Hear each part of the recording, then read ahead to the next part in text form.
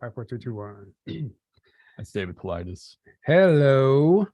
What's up, guys? Can you hear us? Please give us a 5x5 if you can hear us. I believe we're live. I hope we're live. How are you guys doing tonight? What's up, guys? Yes, we're definitely live. How's it going? So we figured with all the excitement going on right now, we'd do another live Q&A. The last one was fun, and it's nice for us to get a chance to express some of our thoughts that we don't get to during the normal interviews because we're always on the other end of the interview. So if you have any questions, we'll get to them in a little bit. We're going to go over a few things first, but if you do have a question, please type the word question in all caps before you question. It makes it easier for Jayse to spot. He's going to copy and paste those and send them to us on Telegram. And Jayse from Cosmic Origins, if you guys don't know who he is, he's a good friend of ours. We've had him on the show a few times, and he is helping us, so we're going to help him. Guys, his link is in the chat. He does conscious crypto, or his website is consciouscrypto.info, but he helps coach people regarding cryptocurrency. Aaron, I'll let you explain it a little better what Jayse does. I mean, I think that's essentially, I think you explained it. He coaches people about cryptocurrency and how to get into it and how it works and just kind of everything about it, and how to avoid the pitfalls and blah, blah, blah. And he knows his stuff. He's amazing in that realm. So if you're interested in crypto and you're kind of like, don't know where to start, I would absolutely sign up. Right. This thing. And I'm just going to read here exactly what he does. It's a coaching program for people who are brand new to crypto and trying to move their savings or retirement funds into digital assets to generate passive income. The program includes a course with weekly coaching calls and a conscious investment community to connect with. And they can watch the free intro class and book a call with Jayse at join.consciouscrypto.info. And that link is in the description. That's how I should just did that to begin with. So guys, don't forget, we're going to cover our conference also a little bit. We haven't actually gone into it. We're really excited about that. If you guys want to come to the conference, come hang out with us. Tickets are available at journeytotruthcon.com. I'm actually going to share my screen and pull that up. Let's see, share screen.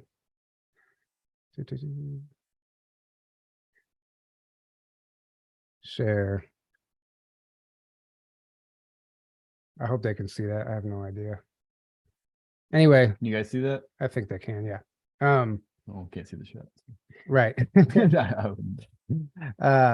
No, but we're super excited about this, guys. Earlier this year, I want to say last year, but it was technically earlier this year, we hosted a conference in Grafton, Illinois, the Secret Space Conference. It was a success. We had a lot of fun. It was a great turnout, and we've had a lot of requests to put on another conference, so we are.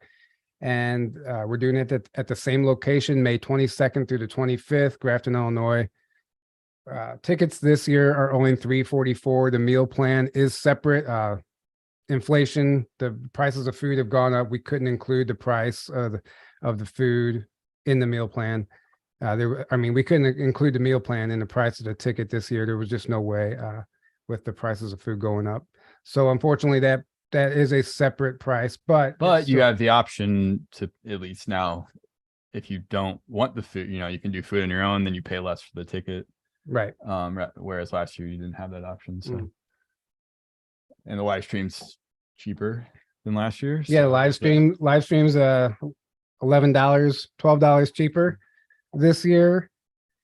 And so the meal plan covers dinner Monday night and breakfast, lunch, and dinner for the rest of the week until till Thursday night. And there is a restaurant on site that people can take advantage of. If you don't want to get the meal plan, it's really good too. Really good restaurant on site. It's reasonably priced considering today's times. Right. And if you want to stay on site, guys, when you call, you have to, first of all, you can't do it online. You can't book online. You have to call the venue and you have to tell them that you're staying for the conference. Otherwise, they're just trained to tell you that it's booked for that week, so no one else can book during the conference. But make sure that you call, make sure that you tell them that you're staying for the conference. There are some cabins and lodging available, but that filled up quick last year. So if you do want to stay on site, jump on that because it is filling up. And this year, it's all encompassing. We're going to have a great time. We have Brad Olson, Abby Lynn, Tony Rodriguez, Geraldine Orozco, Samuel Chong, Sue Walker, Barry Littleton, Jessica Jones. She's awesome. She gets into remote viewing and cryptids, all the fun stuff. Dogman, Sasquatch, Mothman, all the cryptids. She's a great remote viewer also, and she's boots on the ground. She goes out in the field all the time. Jack Doubleday, he's coming with some new theories. Basically, he broke free from academia. He's the archaeologist that gets made fun of because of his concepts and theories are so out there. But we really think he's on to something, and this is going to be his first time speaking publicly. So we're excited to give him a chance. You've seen our show with Sherry Div Band, New Earth Children. She's freaking awesome. She's awesome. Yeah. She's amazing. Yeah. Brooks Agnew, we just did a show with him last week. You guys know what to expect with his information. And Sasquatch, first time appearance. We're excited about that. Sasquatch. Yes. The nearest airport is St. Louis Lambert International, which is just 43 miles from the venue. I've put a bunch of other nearby options to stay at as far as Airbnbs and hotels. And there is a campground on site also if you just want to camp and come hang out with us. It's going to be a lot of fun, guys. So grab a ticket, come hang out with us. We're really looking forward to seeing everyone there. Let's see, go back to this page. All right. Hopefully they can still see us. There we go. So I guess, is there anything to address before we actually get started, or should we just jump into some questions? Aaron? We could jump into the questions, or do you want to talk about the Avatar? Yeah, let's talk about Avatar real quick. Will you guys be having Dan Cooper on anytime soon? I don't think so. Not anytime soon. Probably not anytime soon. I know he kind of went on a hiatus. I don't know what he's actually up to nowadays, but you never know what the future holds. Sure. Yeah, so we both saw Avatar, and we both thought it was amazing. I loved it. I thought it was great. I thought it was great. There was a lot of people. So spoiler alert, we're going to talk about some of it. If you haven't seen it yet, just like mute it, or we won't ruin it for you. There's no way to ruin it. It's Turn awesome. It off temporarily. Yeah.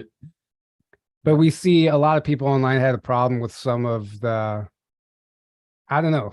What were they? There was the adrenochrome reference with can we just say right? Yeah. Spoiler alert. Yeah. So in the movie, they extract basically what's adrenochrome from a whale, and they talk about it as like an anti, like, oh, this is they say it stops aging, and this vial's worth millions of dollars. Like one vial's worth $8 million, 80 million or something. Yeah. So they basically disclose the adrenochrome harvesting, and a lot of people thought they're like promoting it, and they're like, oh, it's terrible because I'm like, well, they're disclosing it. That's a good thing. It's being disclosed. That doesn't mean they're promoting it. or you could at least say it's neutral, like it's just disclosure, right? It doesn't mean they're necessarily promoting it. There's disclosure in almost every movie anyway. Well, so a lot of people, there was other thing, I don't know, like people had a problem with the violence and the military stuff, I guess, and they thought they're trying to like demonize military, like a blanket, like all military is bad kind of thing. But I didn't get that vibe. Personally. No, I could see where they're coming from with that, but I didn't. The military, in essence, has been.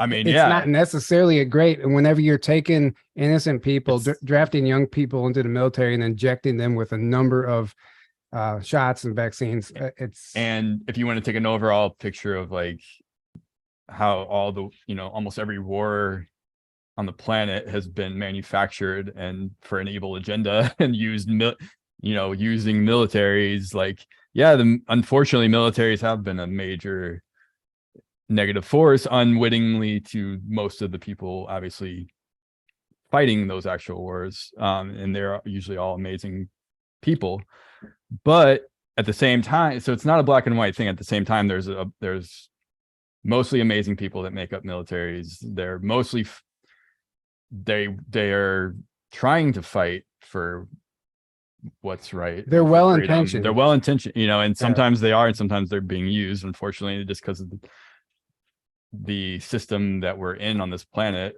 which is being dismantled. But when you get deeper into the white hats and the alliance, those are the good guys in the deeper levels of the military that know really what's going on and are actually fighting for the freedom of humanity. And so I think a lot of people thought they're trying to like demonize that, like the white hats.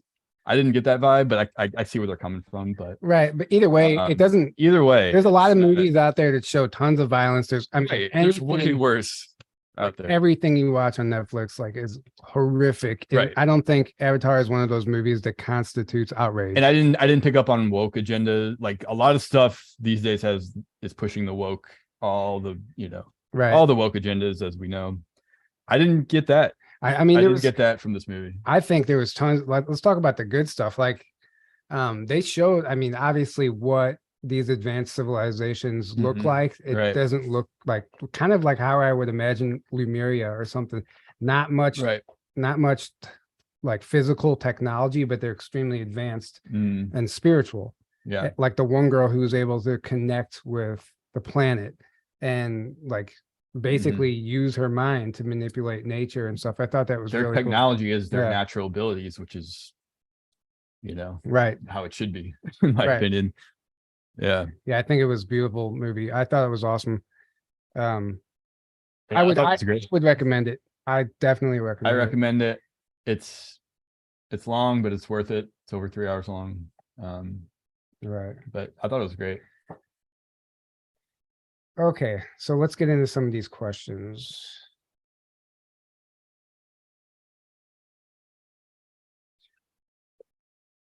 I don't know if this question's directed at me or not.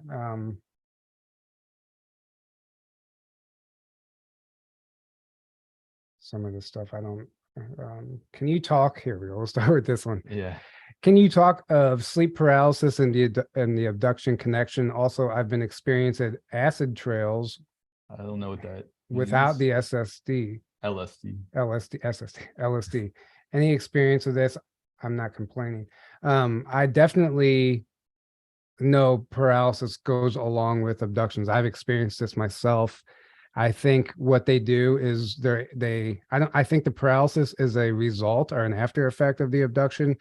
I have a couple theories. I think that they're able to, one, change the density of the room, or they have to change the density of the room in order for them to penetrate the solids, the walls, take you right through the wall. So they're obviously shifting the frequency, and by doing so, it has a paralysis effect. Now that's one version of sleep paralysis. I think they can psychically do that. Right. Some of them have that, just a psychic ability to paralyze an entire being. Yeah, and I think that's also the case. I think they might also paralyze us so we don't fight back. So we're not squirming when they're trying to take us. They can do whatever they want to you when you're paralyzed. Yeah. And there's other times, in my cases in particular, my dreams were being infiltrated, and I would see these attackers in my dreams, and I would wake myself up before the attack, and I would oftentimes see a shadow person in my room or somebody standing there, or have somebody on top of me. So this could also be like just an entity attacking you also, which is also causing some kind of paralysis, which I don't understand. I think there's a lot of different ways that they're pulling this off. I don't think there's one solid answer for sleep paralysis, but yes, I definitely agree that it's related to abductions. I don't know what acid trails are without the LSD. I don't know if they meant acid trips. Oh, maybe. I think they meant acid trips. Might have been an autocorrect. Probably. Well, if that's the case. Without the LSD. I mean, yeah, I think that's ultimately the goal. Like when you're exploring or experimenting with psychedelics, like that, I think you can naturally achieve that, or some form of that. I wouldn't say high, but I think you can achieve that state of consciousness organically without the LSD. So I think it's entirely possible to do that. I mean, our body produces DMT naturally. Right. So there you go. Yeah, exactly. Your pineal gland. Right. Hi, Aaron and Tyler. Hi. Aaron, when you awoke and left Christianity, did you have guilt and feel condemned? How did you deal with it? I woke and left Christianity, have tons of guilt. Did I have guilt? No, I didn't have guilt. I maybe at the very, very early stages, I might have had some uneasy, maybe I'll say, feelings at times.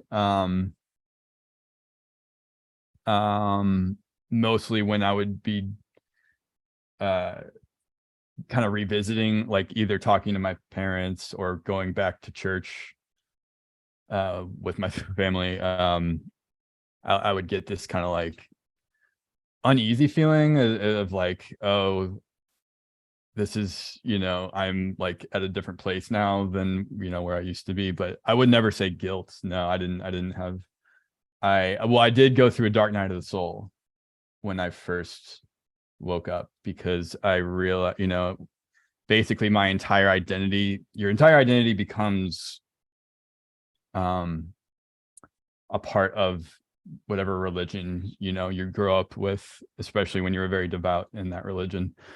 And once you go on your own journey for truth, you break out of that, and not saying you break out of that as in a lot of people jump from one religion right into another one. I didn't do that. I got out of all of the boxes. I just fully was like, I'm done with boxes. I'm done with belief systems. I want to just take in everything and make up my own mind about what I believe, and I was open to all possibility kind of thing. But because I did that, my entire identity kind of like shattered because it was tied into that belief system, that religion. So I kind of like went through this dark night of the soul where it was scary. It was scary and like emotional, because I suddenly didn't know who I was for a bit, and I didn't know what reality was for a bit, and it was like my whole foundation was kind of like pulled out from under me, and it's an interesting feeling. Definitely, it was a little scary, but then I quickly kind of like started rebuilding myself from that place, and I actually let go of all the guilt, shame, all the low vibrational fear, all that stuff that I used to have for so long, for so many years of my life. And I feel like with my belief system and my religion, all that kind of like went with it, because it was tied to that. A lot of it was tied to that. Mm-hmm. And just kind of waking up to the fact of like, outside of the religious box I was in, like realizing I am just God or the universe temporarily experiencing itself from a finite, point. So that's my true nature. I realize like this body, this is not who I really am. This is not who any of us really are at the deepest level. Like who we really are is so much bigger. We are like what David Icke always talks about. I forget how he words it. Infinite consciousness and all that ever was, is, and will be. Mm-hmm. That's who we really are. So there's nothing. That's why fear is an illusion, because what is there to be afraid of? Right. Well, like when you are everything. Like what Brooks, right. What Brooks Agnew said last week. We aren't observing source. We're participating. We are participating. We are it, and we are participating in it at the same time. Right. Right. Right. So you're not meant to be able to wrap your mind around that in this 3D reality. I don't think it's possible, but you can still have that knowing. Right. Right. And I think so. Here we go. Next question. What happened recently that made you guys most excited in terms of our progress? I would say the Twitter takeover. Oh yeah. A lot of people have a problem with Elon Musk, but I honestly, it doesn't matter who's doing it. Not the fact that we're getting this information out there is what matters. Just all the disclosures that have come from the Twitter takeover is, whatever you think about Elon, just like if you can set that aside and just look at what's happened from that and the disclosures we've gotten publicly, that so many people that would have dismissed all that information before are now taking it seriously and being like, wait a second. Exactly. And we got that's huge. And we're getting these Twitter leaks that are showing the collusion and the collusion and the corruption and the 3-letter agencies, FBI, CIA, right. The government. 3-letter agencies that were literally working for Twitter. And then now information's coming coming out about all the 3-letter agencies working for Facebook and Instagram, which they actually created Facebook. But yeah, but either way, like Twitter, this is like the gateway to get exactly disclose it it's about the first domino. everything. It's the first domino. Right. And I love the FBI's rebuttal. That's today. hilarious. I'm actually gonna read that because Oh my god. I don't know if you guys so the FBI made a statement on the Twitter leaks, right? And they said it is unfortunate that conspiracy theorists and others are feeding the American public misinformation with the sole purpose of attempting to discredit the agency. So like, yeah, that's what we're trying to do. We're just trying to discredit the FBI and literal facts that are being released. Facts are the FBI is recognizing as public misinformation. So it's funny to me that like how easily you can verify the information that's being disclosed as facts. They're blatantly lying and saying it's misinformation right to our faces. Right. Which is great because that's just further showing who they really are and who they work for and what their agendas really are. Like that they would in the face of blatant facts being disclosed still try to squash it as crazy conspiracies being spread, and they're trying to discredit us. Like you're discrediting yourself, and what's being disclosed is discredit. Like you're discrediting yourselves. Well, that's what's happening. And I also want to bring up a point about Elon. So there was also this thing going around that he made a deal with Microsoft, and there's a picture of him shaking hands with Bill Gates. Yeah. Now I want to remind everybody that what we're seeing right now, everything is optics, everything is fake. We're being handed a script. We're being fed a script, spoon-fed a narrative. What we see on the surface is not what's happening behind the scenes. Look at the picture of Elon Musk shaking hands with Bill Gates. Bill Gates looks 20 years younger in that picture. Now look at the footage of Elon Musk at the World Cup. Like to me, it looks like a guy wearing a mask or a robot. I mean, and it sounds crazy. Or if it's a necklace, at least that video looks edited because like you pointed out, the cell phone videos in that don't match what's happening in front of them. So clearly at the very least, that video was edited. Exactly. So well, either way, there's a movie called Future World, and this people can't wrap their head around this. I absolutely think this is reality. There's a movie called Future World where they show them making robots so lifelike that even another human would not be able to identify them as a robot because they look so lifelike. They are human looking robots, cyborgs. So I've seen old footage of Elon, like where something like it looks like he glitches and something protrudes out of his neck. I wouldn't be surprised if the main players right now that we're seeing on the world stage I wouldn't be surprised if they're not real or they're clones or are not organic in some way, shape, or form. Right. I don't know. It's just something to think about. We can't accept everything at face value because we know that's not the real Biden, but people still get mad when we see Biden doing something. I'm like, well, that's not even him. So right. Matthew said it looks like a necklace. Yeah, I agree. I think that was a necklace in that video, but at the same time, what I said, like it looks like the video was edited because what's on those people's screens does not match Elon in front of them. So clearly exactly. There's something off there. Like they edited the video. And I thought it was a necklace too at first until I slowed the video down, and there's one shot where you don't see it at all. But it could be a shadow effect. Who knows? I honestly don't know. His face does look weird though at the same time. Like he's got those weird bags kind of under his eyes. It could be a mask. And then there's a video going around where Elon says that he's given Trump a free Tesla, and there's no doubt that's a CGI. Oh, that's clearly it's like a deep fake video. Right. So we don't know what's going on right now, but don't take everything. Don't take anything at face value because there's just so much fakeness going on, so much deception. And then just like the Twitter poll, right? Elon did a poll to say, hey, if you guys want me to step down as CEO, I'll abide by this poll.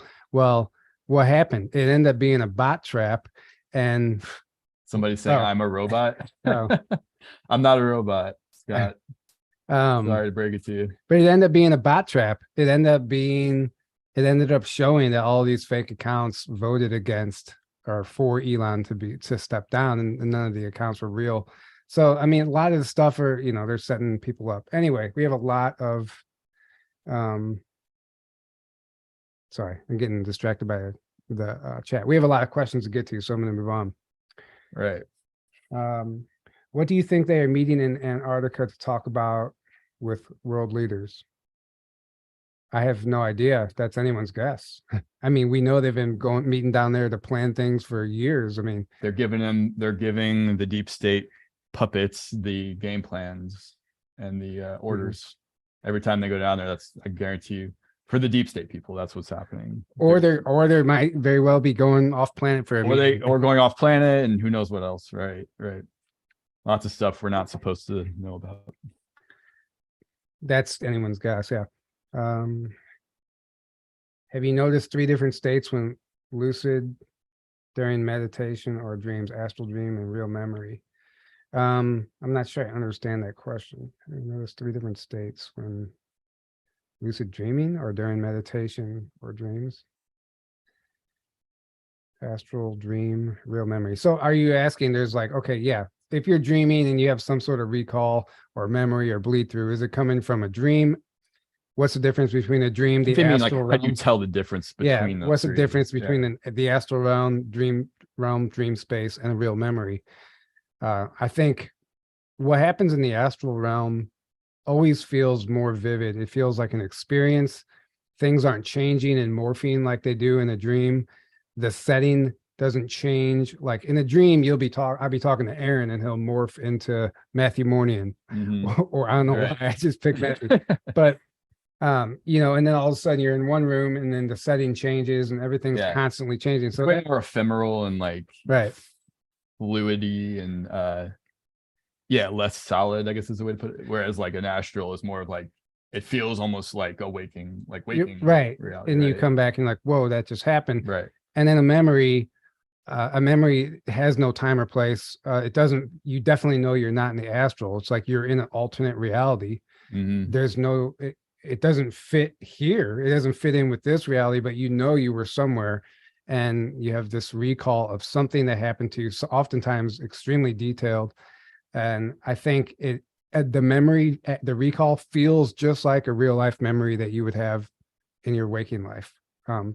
Like just a memory of your, a birthday party when you were a child or whatever the event was. It just feels like a memory. So that's the way I would describe that.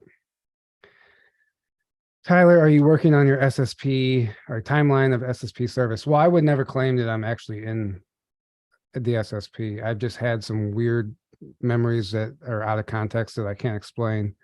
I know it's not SSP anymore. Yeah. He's also not saying he definitely wasn't in the SSP. Well, I mean, I don't know. He doesn't know. I literally couldn't tell you. It's just not. Yeah. No claims are being made at the present time. Right. I just know I've had some things I can't explain, but that's for another conversation. Right. You guys know any more about the liberation of underground Australia? I've seen shows with Navor, but just asking any new updates. No, I don't actually have any. Not for updates. Australia, no. I would imagine that things are happening always. I mean, I don't think they're slowing down. Right. I would imagine progress is being made like everywhere else on the planet. I wouldn't see why not. I do, if we're going to go back to things Mike said, Antarctica. I mean, I need to stop reading this. I'm glitching. No, I'm trying to read. I'm trying to read and talk at the same time. I need to stop doing that. Australia is a testing ground for a lot of what happens for the rest of the world for whatever reason. Yeah. I think there's something more significant to about Australia than we understand. And I think that's part of the reason they don't want us traveling there and vice versa. There's a lot of grid work they don't want us doing. Uluru is there, which is a sacred site. If you talk about the Thea Uber prophecy, that's where ETs first landed on this planet. The Aboriginals. Right. Yeah, the original people are from there. A lot of people claim that Uluru is the heart chakra of the planet. I mean, there's a lot going on there. For whatever reason, new things get tested there before they're tested on the rest of the world. That's why things always seem so bad there first. So it doesn't, I think that it might take a little longer to clean up, the cleanup effort isn't just black and white. There's like Right. once an area is cleared, you have to go back and double check and triple check because you never know what's happening in it's war. We're in a war right now. So things are constantly changing. Yep. Who do you recommend to do remote viewing? Aaron, do you have anybody? John Vivanco is pretty awesome. I know. Jessica Jones, who's going to be Jessica at our Jones. conference. Jessica Jones is amazing. She's going to be at the conference. As far as recommending, I don't know who I would recommend, but I do know John Vivanco's a remote viewer. Courtney Brown. I mean, Farside Institute. Farside Institute. You could go there definitely and Right. peruse around their website, and maybe you'll find one of their remote viewers that you can contact. I don't know. Margie K. Margie K. She's local St. Louis. Her Kansas City. Kansas City. I mean, Missouri, same state. Her remote viewing is more of it's not the typical remote viewing that some other people are practicing, but she has a gift. She can see, and it's a type of remote viewing, and she's helped the FBI find like over 50 something missing people. And she's helped with a lot of things like that. And she's incredible what she does. Margie K, you can look her up. She's a like chief investigator for MUFON in Kansas City. So I would recommend. I don't know if she offers sessions though.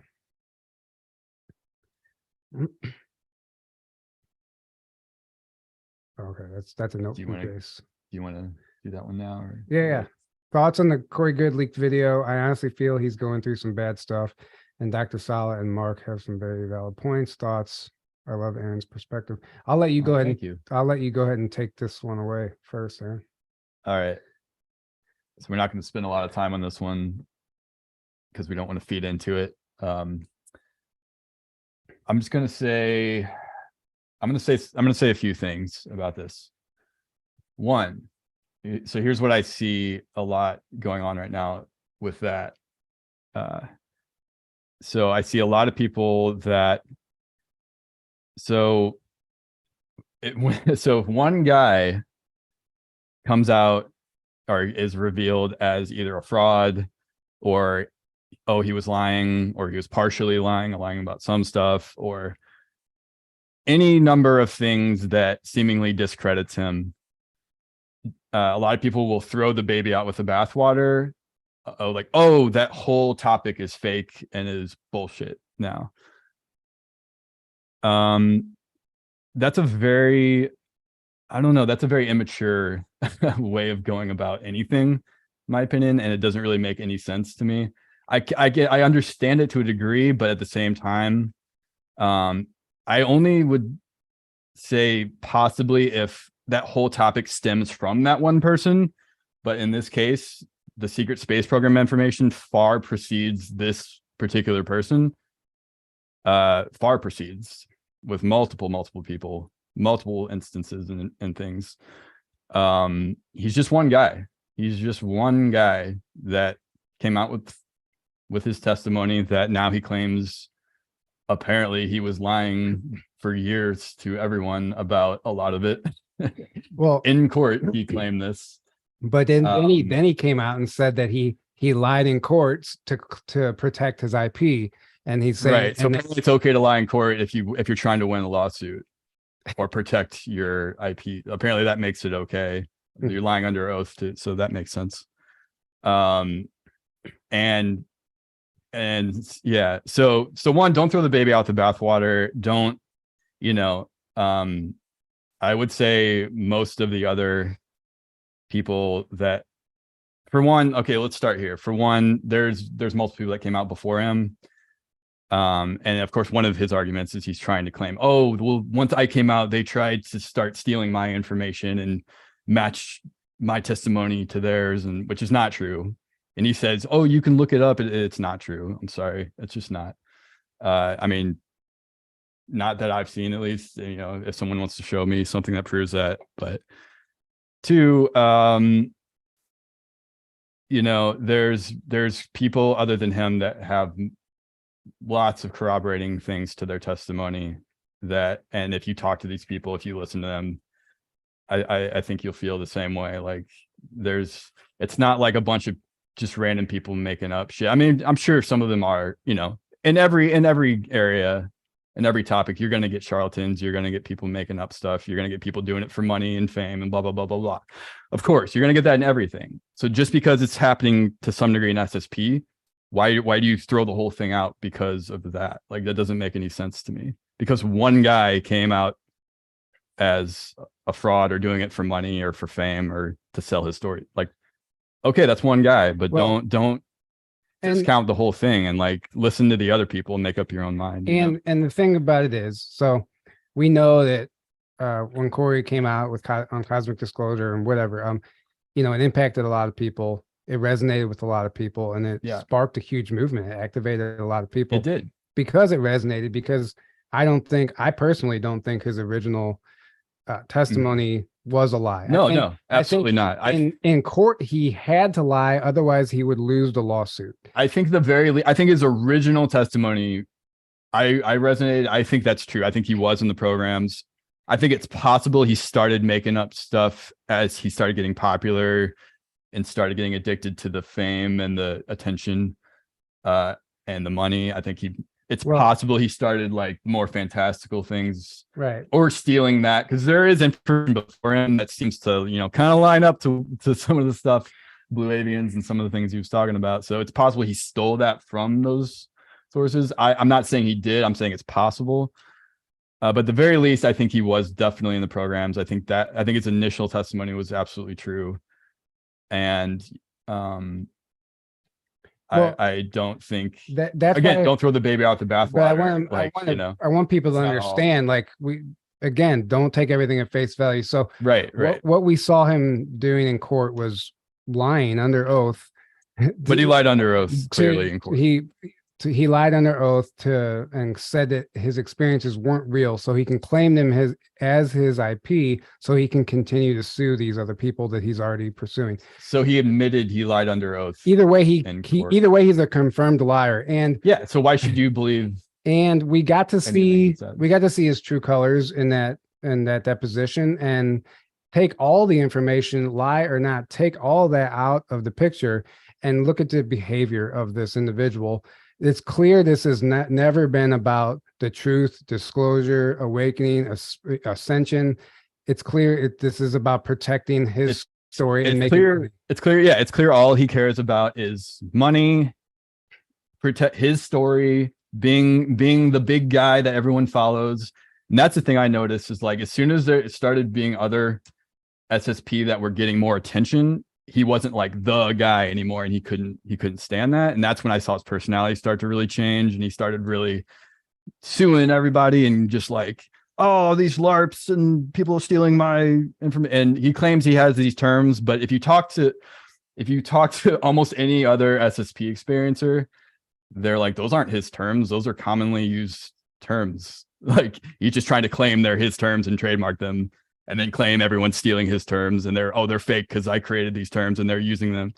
So he's just saying things and then hoping you believe it, is essentially all this is. Right. Right. And it's his word versus like 20 plus other people. So why are we believing one guy over a multitude of other people? Like, what, like if one person came to you and was like, hey,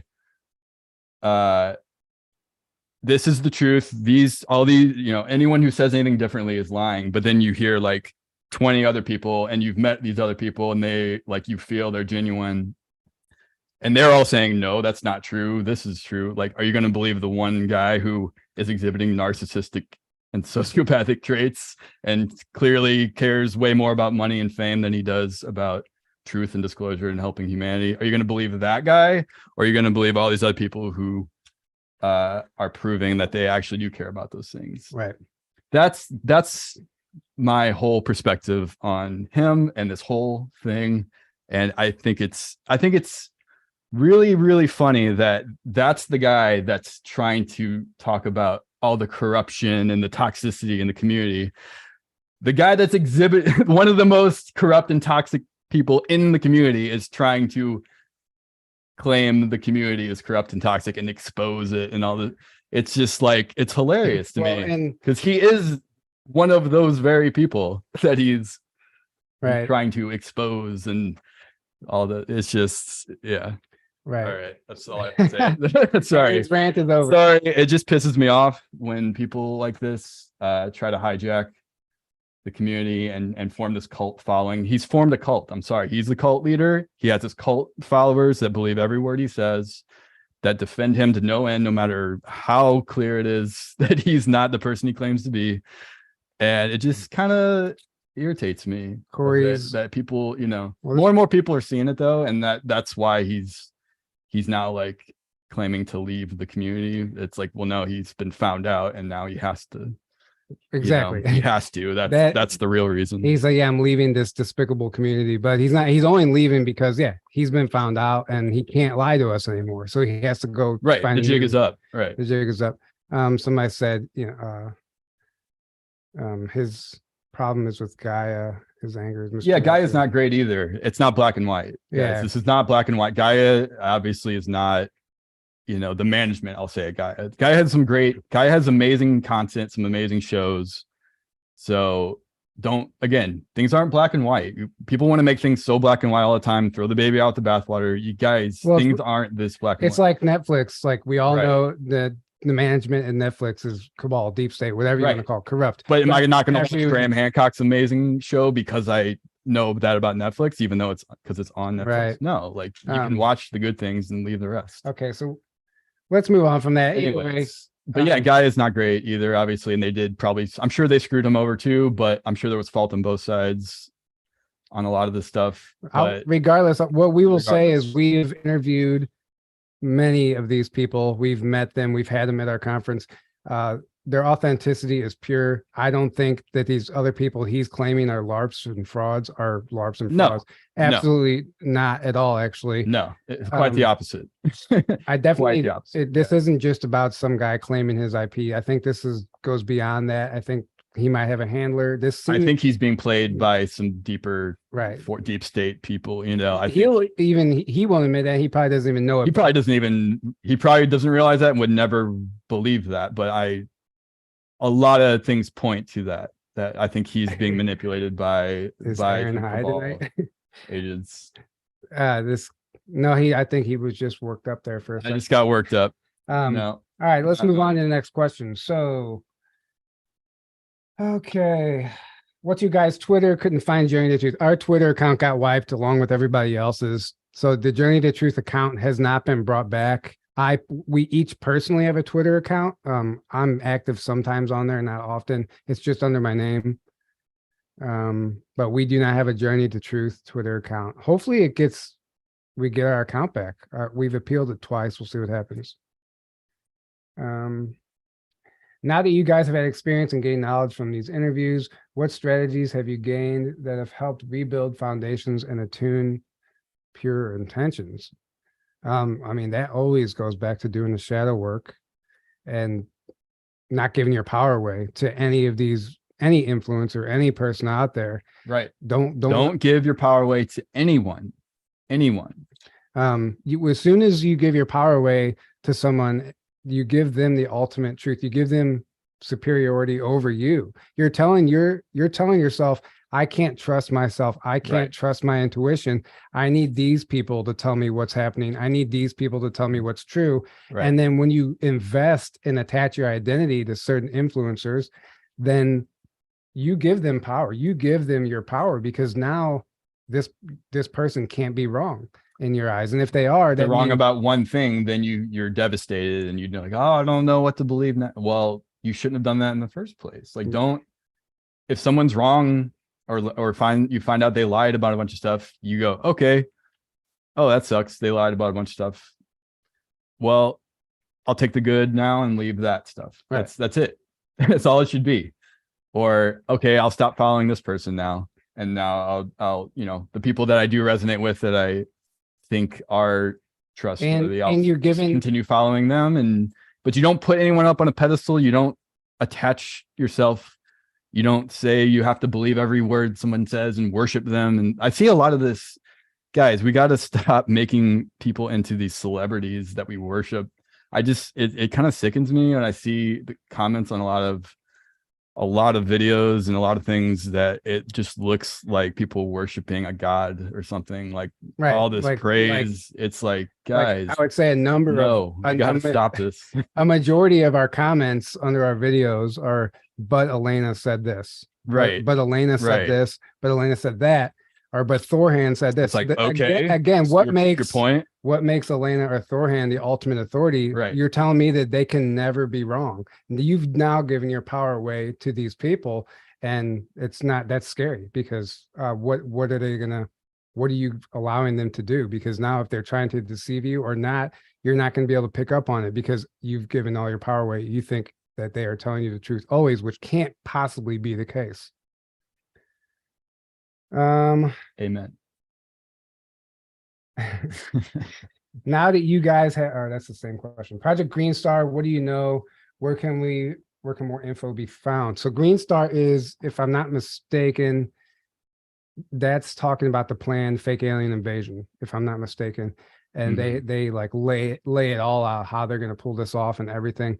I'm not actually sure where to find more information. I know there is a Facebook page that Loyal to the Foil sent me recently, but I don't remember the name of the Facebook page, so I'm sorry.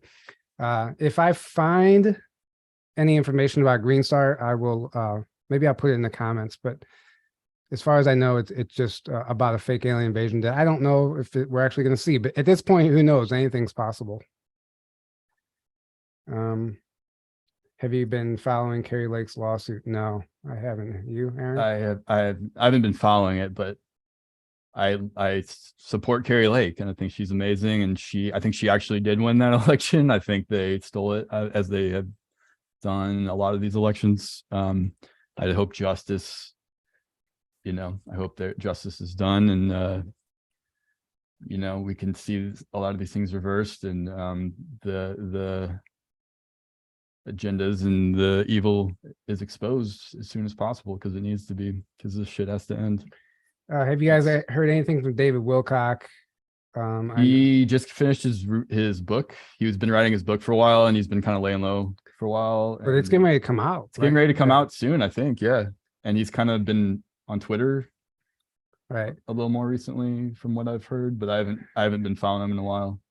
He definitely. I still love David. I still love David Wilcock, by the way, just because he used to work with Corey. A lot of people want to throw him out with Corey, and again, I think that's silly. I think David was around way before Corey, and he distanced himself years ago from Corey, and there's no reason to do that. Is he perfect? No. Does he have flaws? Yes, everyone does.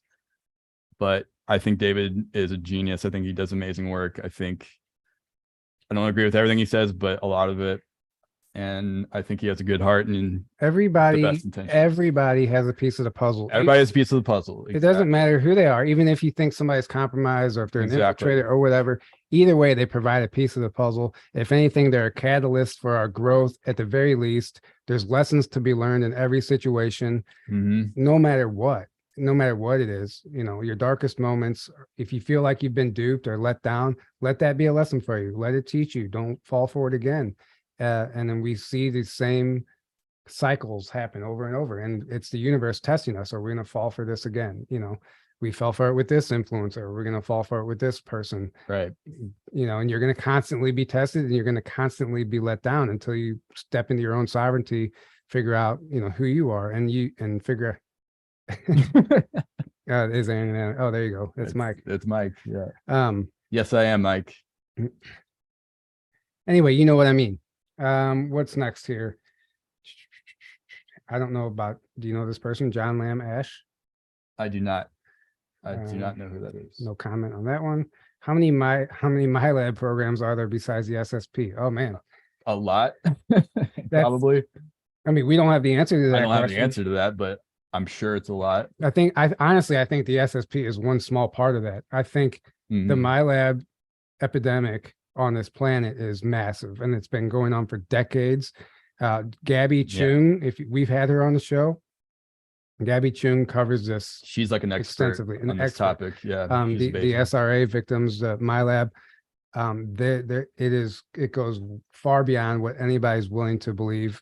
what we can even comprehend what these people are actually doing, how deep it goes, the technology involved.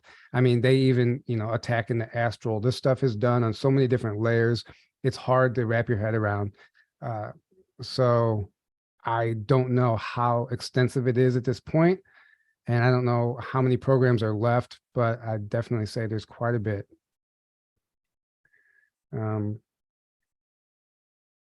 What do you think about what gives us hope? We do. What do you both think? Oh, yeah. We are like, Thank you. Nothing external. No, thank you, Valentina. saviors. We are the hope. We are it. Right. You're it. Right. What are you gonna, like, for one, when you don't fear, when you realize death is just a transition, it's not like this body is temporary anyway. There's nothing to fear. So like, even if I get killed, if I die, like, cool, I'll be in actually a much better place, at least for now, until the the new earth comes. So I know I know I incarnated here for a reason, for a mission, and to help. So it doesn't make any sense to like give your power away and wait for external things to save you when you came to be that. That's the reason we're here, guys. Exactly. That's the reason we're here. We came here for the human experience, not to escape it. The human experience. So embrace it while you're here. So yeah, and so you know what? It's messy. It's crazy. That's why we came here. So let's dig in and do what you can to change that and to wake people up, using discernment, using tact, and do what you can, to live your passion while also being a light in this world and helping to transition it into what it's supposed to be. Thank you, S Island. Thank you. You are amazing. We appreciate that. Thank you, guys. We love you. Yeah, everything Aaron said, I agree 100%. Are you noticing, feeling your spiritual abilities turning on, becoming aware of your own human superpowers, comparing to X-Men for reference? I think that we all have that possibility. I think as we move into these new energies, maybe some people are being activated. The sun is doing its thing right now, and we're getting, sun codes and downloads from that, which in my opinion is the reason some of these chemtrails are hitting certain areas. They know 3 days prior to a solar flare what area it's going to hit, and and if you notice, if you pay attention to the space weather, they know exactly where the solar flare is going to hit. It takes 3 days for that to reach Earth. Immediately they start chemtrailing the area that's targeted. That's by design, in my opinion. They don't want us getting those codes. What was the original question? I already got it. No, but yeah, I think that definitely is possible. People are being turned on and activated right now. I think every individual is in control of that ability, depending on how you're living your life, where you're feeding your energy. Are you, living a low vibe or a high vibe life? I think it depends on what you're capable of. Who owns the Earth? Who owns Mars? No one owns. I think there's groups that think they own planets and or try to claim that, but I don't think no one can own nature. So that's an invalid concept, I would say. Right. I would just say there's groups that try to own and claim to own planets. It's kind of like one dominate by force, as like I think the Draco reptilians have for a long time, but I think they're being taken out. I think they're as this ascension happens, as the awakening happens. I mean, anyone who tries to claim being liberated, like trying to claim ownership over anything is a negative. Right. Is a negative thing. That's a negative thing already. Trying to claim ownership over words, and terms. No. Well, common words, I'll say, like, if you invented a word or phrase, or that's different. Do you have any predictions for 2023 and beyond? I think it's going to get messy. I don't think it's just going to be this magical disclosure overnight that a lot of people are expecting, that even once we thought was going to happen. It appears that it's playing out. It's more of a slow rollout because thinking about this practically, it can't be done for us. The infrastructure is not even remotely close to being ready for all this new technology anyway. Like, this has to be a gradual transition, and people aren't going to learn their lessons if they're just handed everything and handed the truth, handed the technology. It takes all the lessons out of the human experience. You came here for your soul's evolution, and what are you learning if everything's just handed to you? That's what happened in Atlantis. Everything was easy for them. None of them were forced to grow spiritually, and they all, lived in their ego. They were an ego-driven society that eventually consumed themselves, and that's exactly what's going to happen again, unless we do something about it. And I think that's sorry. I think we're given a second chance right now, and I don't think that anyone's gonna learn anything if it's handed to us. Right. So I think that, like Daryl James says, it's going to get so bad that it's going to be ingrained in our DNA, so that the future generations have that stored in their DNA, and they know that to not ever let this happen again. It's basically ensuring the positive timeline for the future, I think. Aaron, you want to add to that? Everything you said, a second. I 100% agree. Thank you. Yes, we've interviewed Johan. Yes, thank you. Nancy and Catherine Malroy. Oh yeah, Catherine. Yeah. Yes, thank you so much, guys. Thank you guys. Yes, we've interviewed Johan a number of times. A few times. And he spoke at our conference. And he spoke at our last conference. We had him on, I would say 4 times total, maybe. Yeah, including with him and Jody twice. The live that we did that one time. Maybe 5 times actually, but at least 4 times. Yeah. Nothing to find. Thank you guys so much. This is amazing. Wow. Thank you guys. Happy solstice. Yes, today is the solstice. Show us your eyes.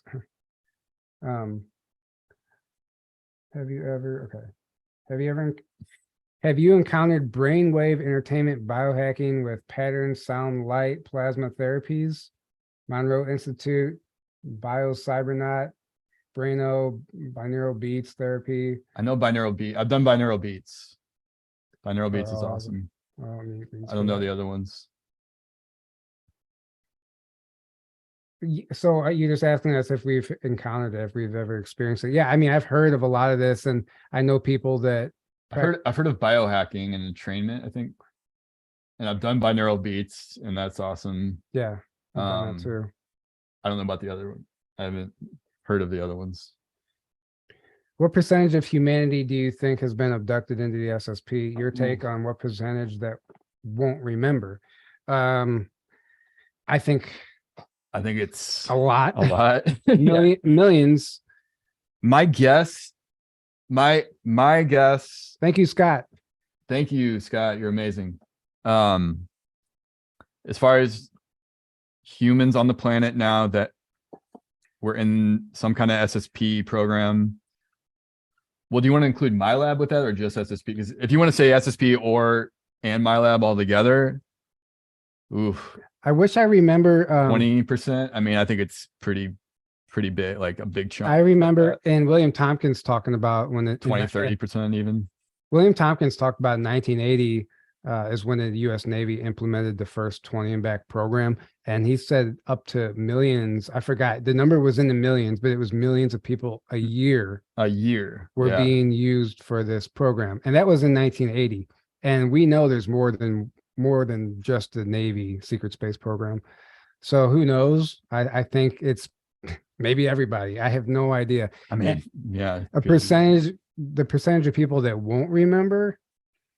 I think that it's only like around 3% that get their memories back. Yeah, to any degree, right? But I think what we're seeing right now. Thank you, Maya. Wow, thank you guys. Thank you, Maya. Thank you guys. You guys are amazing. Thank you.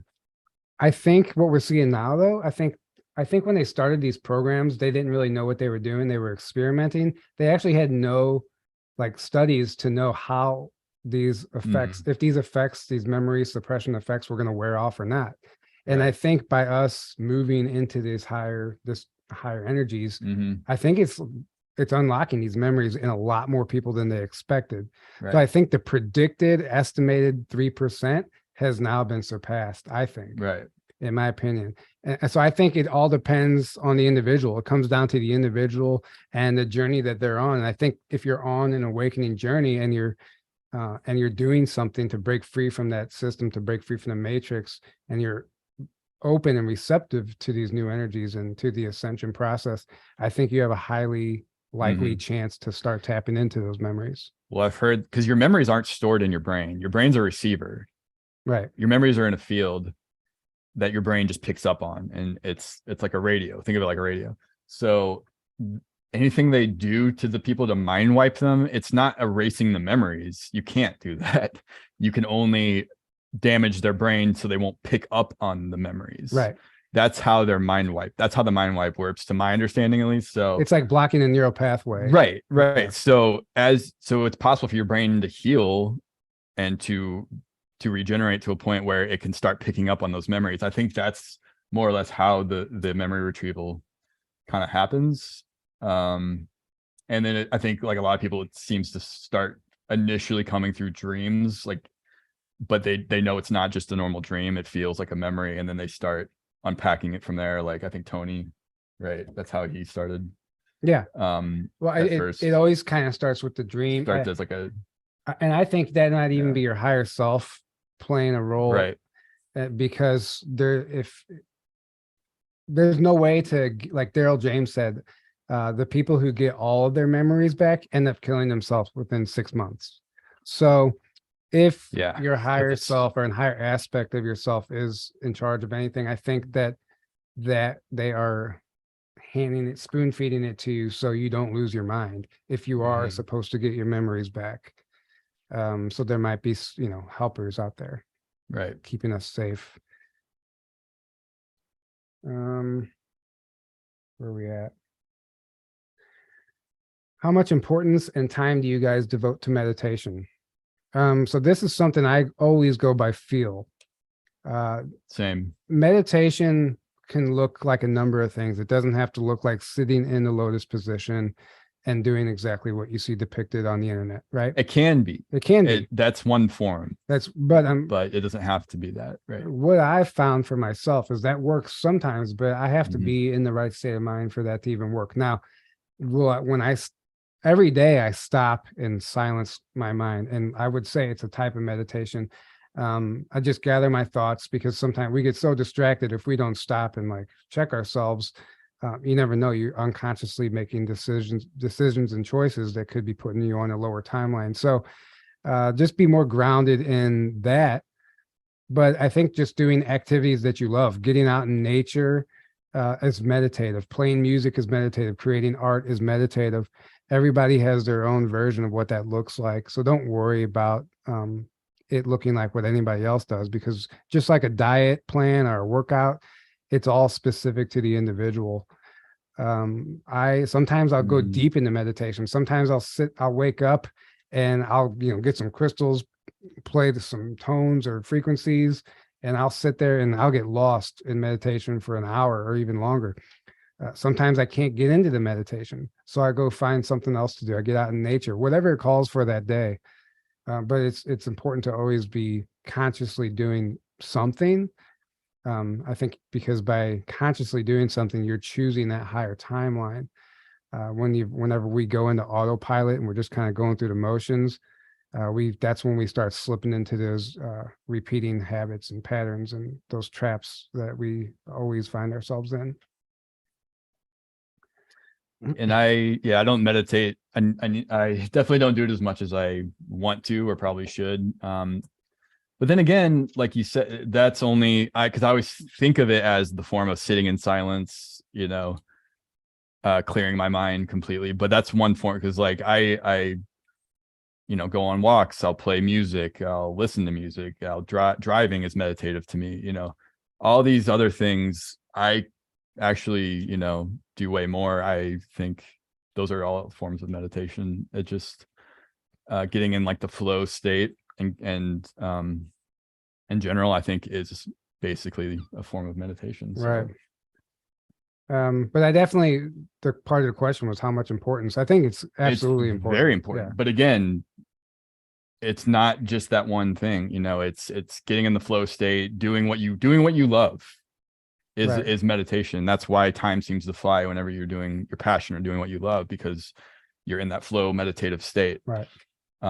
It's like the zone, you know, Right. you get like, we're meant to live in that state. I truly believe that. You know? What helps me the most, more than meditation, is just remembering to be present.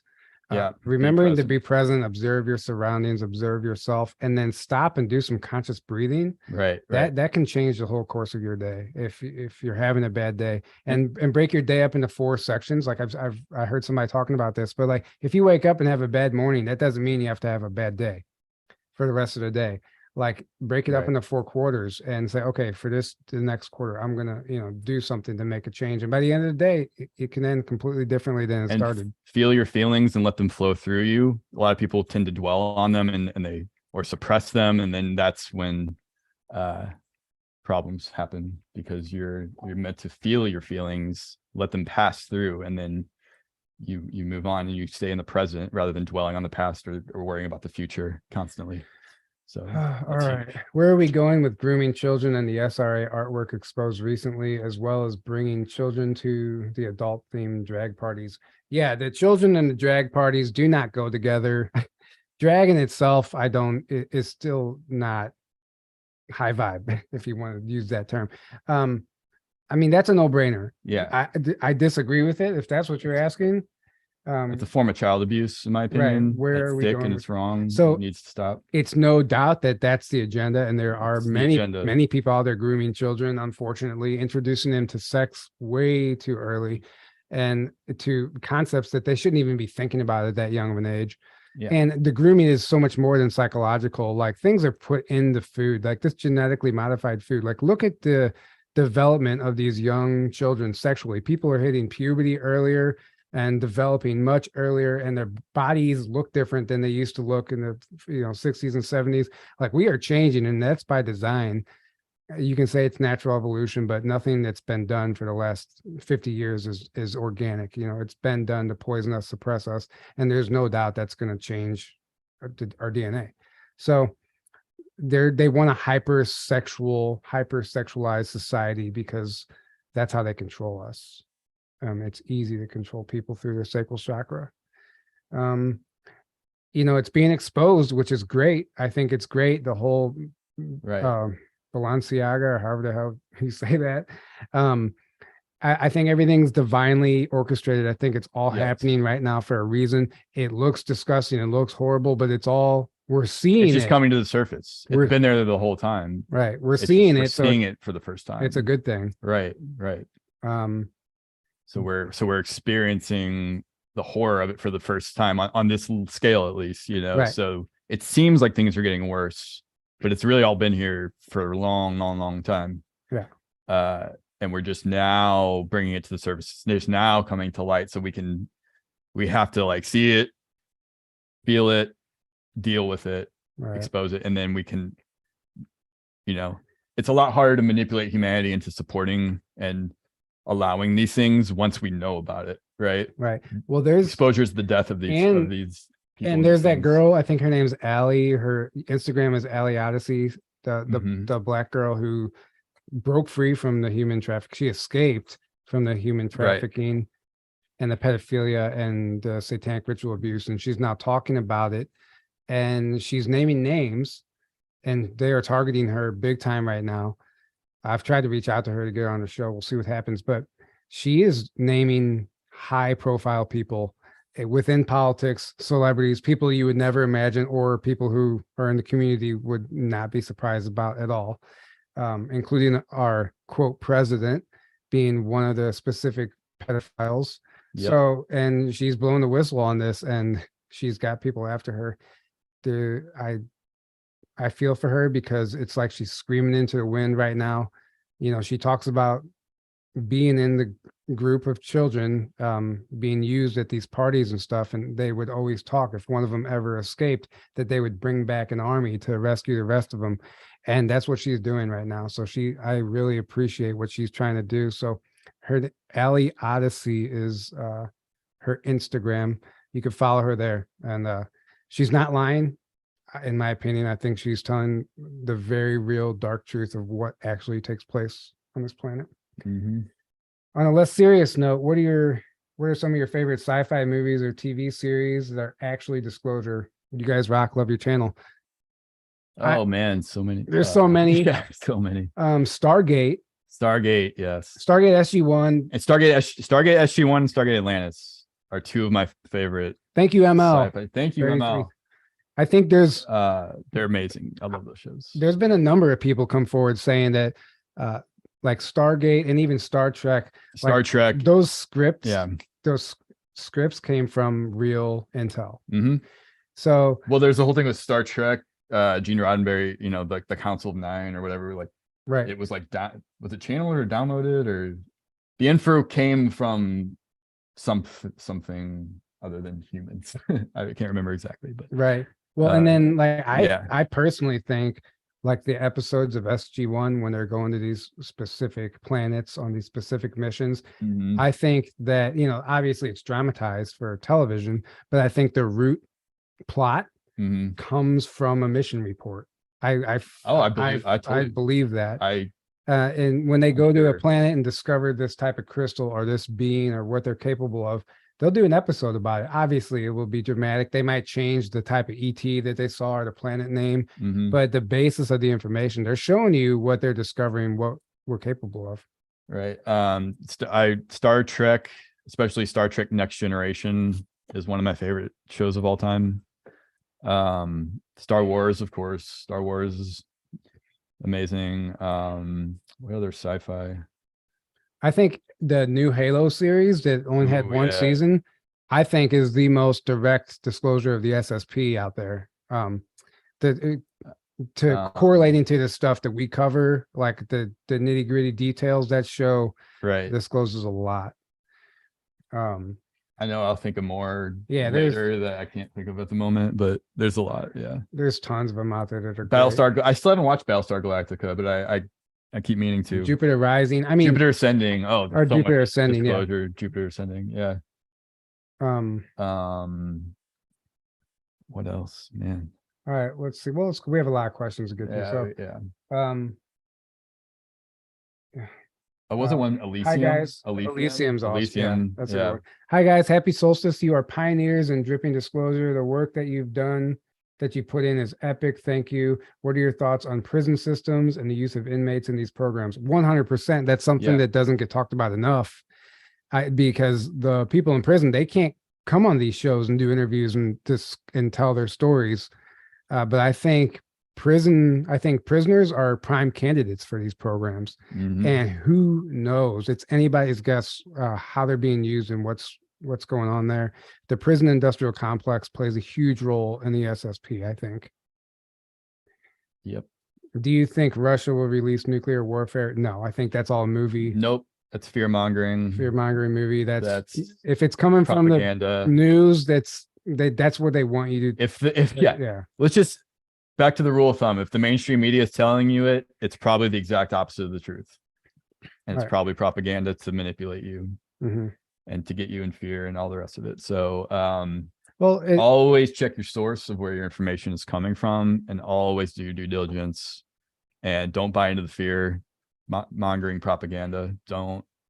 We are not on that timeline. We're not. I don't think any nukes. I don't think there are any I don't think nukes are going to be allowed, because I mean, it's already proven that UFOs and ETs have been dismantling nukes for decades and decades. Right. So why would they all of a sudden just stop doing that? Well, allow it? It doesn't make any sense. It goes beyond, like, they'll never let it happen. They're not going to let it. It affects way more than just us. It affects way more than other dimensions, other planets, the enther galaxy. So the cosmic web, this portal system. I mean, it affects inner Earth. Right. Inner Earth. Other dimensions. I mean, that was Admiral Byrd. It's not going to happen, guys. When Admiral Byrd flew into Hollow Earth, that was the message they gave him. They said, you guys need to stop using atomic weapons before you get to the point of no return. Unfortunately, he was told to never talk about his experience and to stay silent. and he was reminded that he was a military man and he had to obey orders, and you see where that went. Do you think their tech has gotten better to be able to successfully wipe memories better, like less and less will remember? I'm sure they have some highly advanced methods of wiping our memory. At the end of the day, like Aaron said, I think the memories stored outside of us, they can only damage the brain, so you can't receive the memories. And it depends on the person, as far as like, I think some people are just naturally right. are more resistant to the mind wipe, or it doesn't work as well. And I think that Tony says that, and some Right. other SS people have said that. And that's why a certain percentage always I- eventually get their memories back. I think the tech is beyond comprehension, to be honest. Right. I don't know what they're capable of, but we can only answer that to our knowledge, the best of our knowledge. I think different programs probably have a different level of tech for that, and for everything, like, Right. there's more than just one level of technology. There's, right. I mean, we're on the surface of the planet. What we're supposed to only have is like so low level and primitive compared to what's out there. And I think there's like, then just the next level up from the surface level tech to us seems like, oh my God, it's so, and that's sci-fi and amazing, but that's like so ancient and low level to most ETs from what I've heard. Right. That, there's stuff out there that just would seem like magic to almost everyone on the planet, because it's that far. That's why beyond. I try to explain to people, like, what we're seeing is an illusion. It's fake. Fake people, holograms, robots, cyborgs, clones, like all of the above is possible and happening. Nothing what we see is reality anymore. And we see glitches in the matrix all the time. The CIA or FBI even has declassified documents that we're living in a simulation, whatever that actually means. Whatever that means, right? It isn't just black and white. There's a lot more going on here. Where are we at?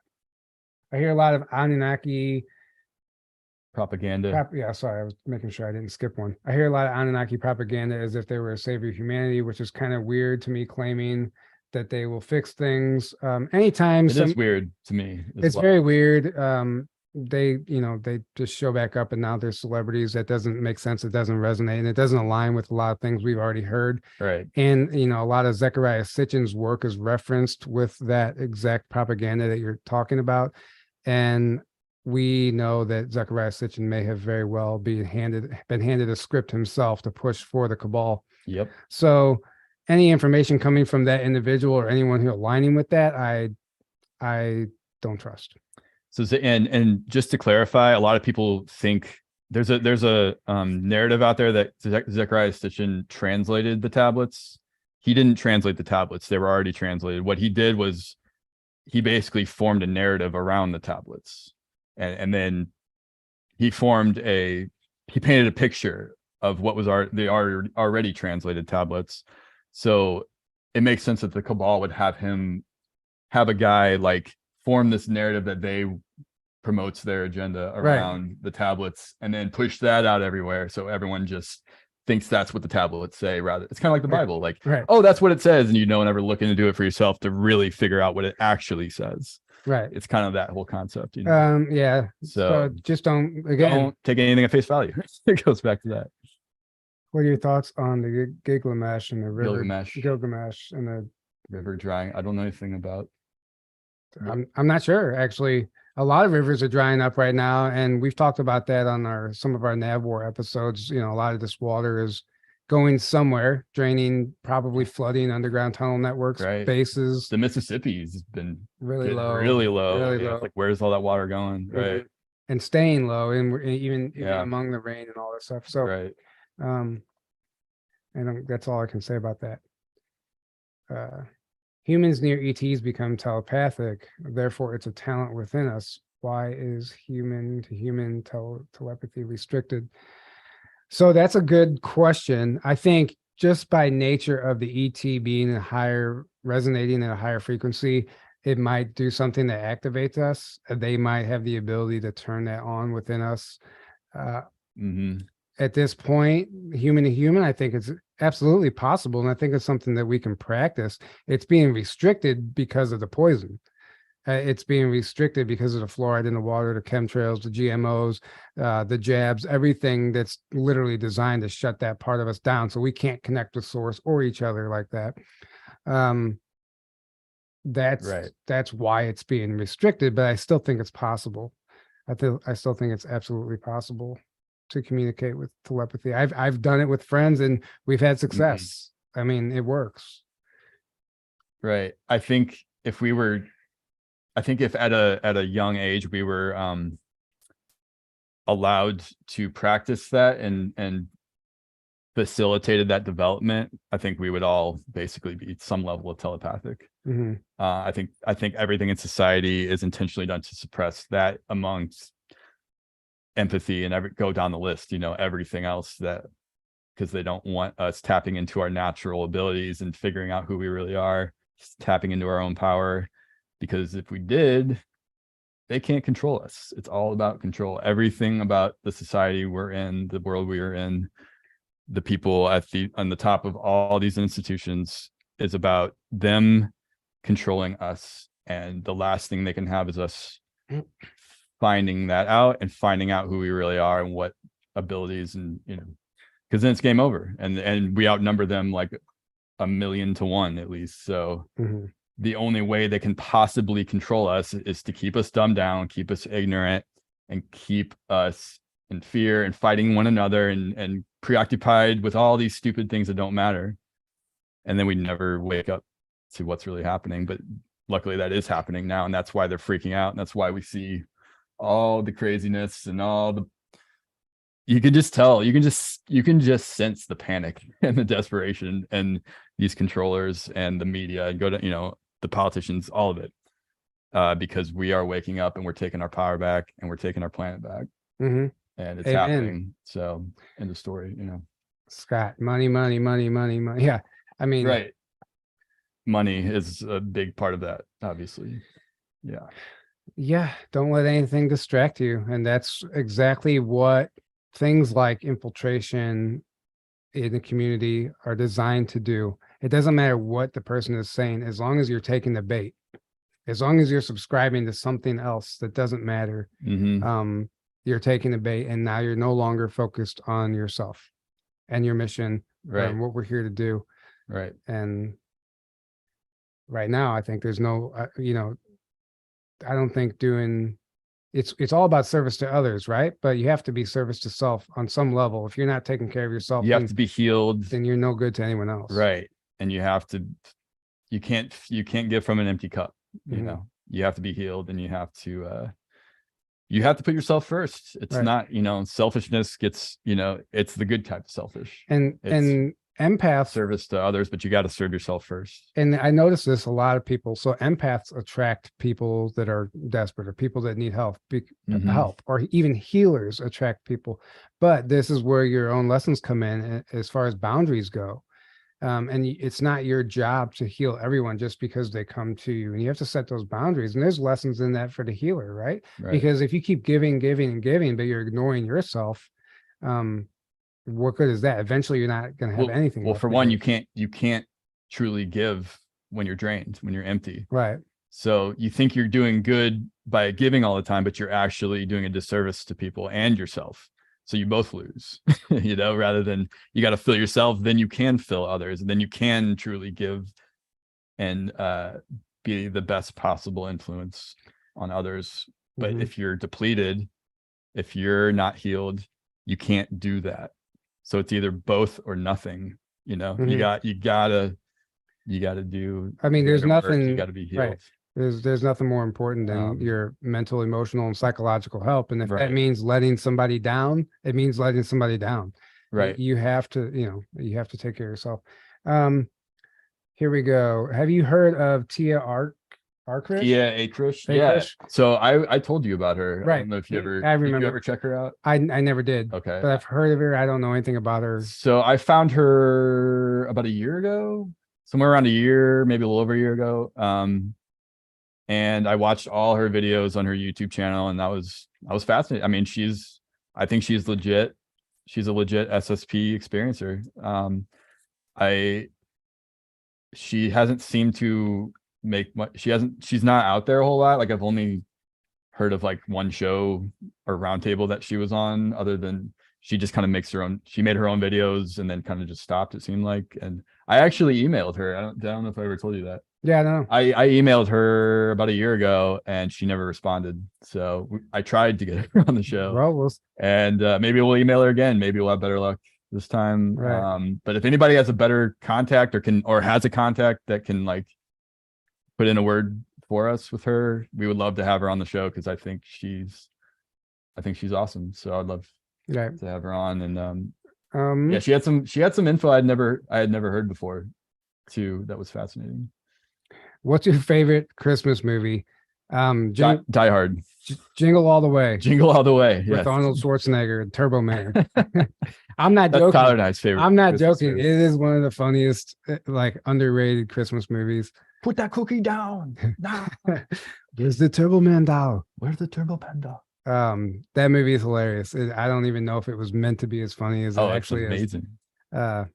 It's a funny. No, but also, yeah. Christmas Vacation is great. A Christmas Story is great. Right. All the classics. All the classics. Home Alone. I love Home Alone. I love Home Alone 1 and 2. Both of those. Right. Amazing. All right. Aaron, what kind of Elf is, I love Elf. Elf Yeah. is amazing. Aaron, what kind of music do you play, and what interest Instrument. Tyler can't swear, talk tonight. I It's can't. okay. Instrument. That's how you say it. Right now, well, I kind of once in a while been kind of like writing my own solo stuff. That's, I don't know, kind of indie rock, kind of post rock, instrumental. Well, if you guys have seen stuff. Aaron's YouTube, he has videos of him playing drums and guitar. Yeah, if you can find my YouTube channel, maybe we'll post it somewhere. But yeah, I have some videos of some of my songs on there if you want to check it out. I used to play in like punk rock kind of bands and emo kind of bands and stuff like that. But I quit my last band in 2018, and I haven't been in a band since then, but I've been kind of just making my solo stuff and playing for fun. And I love a lot of 70s stuff, Pink Floyd, Get your Rush. guitar and play Jingle Bells.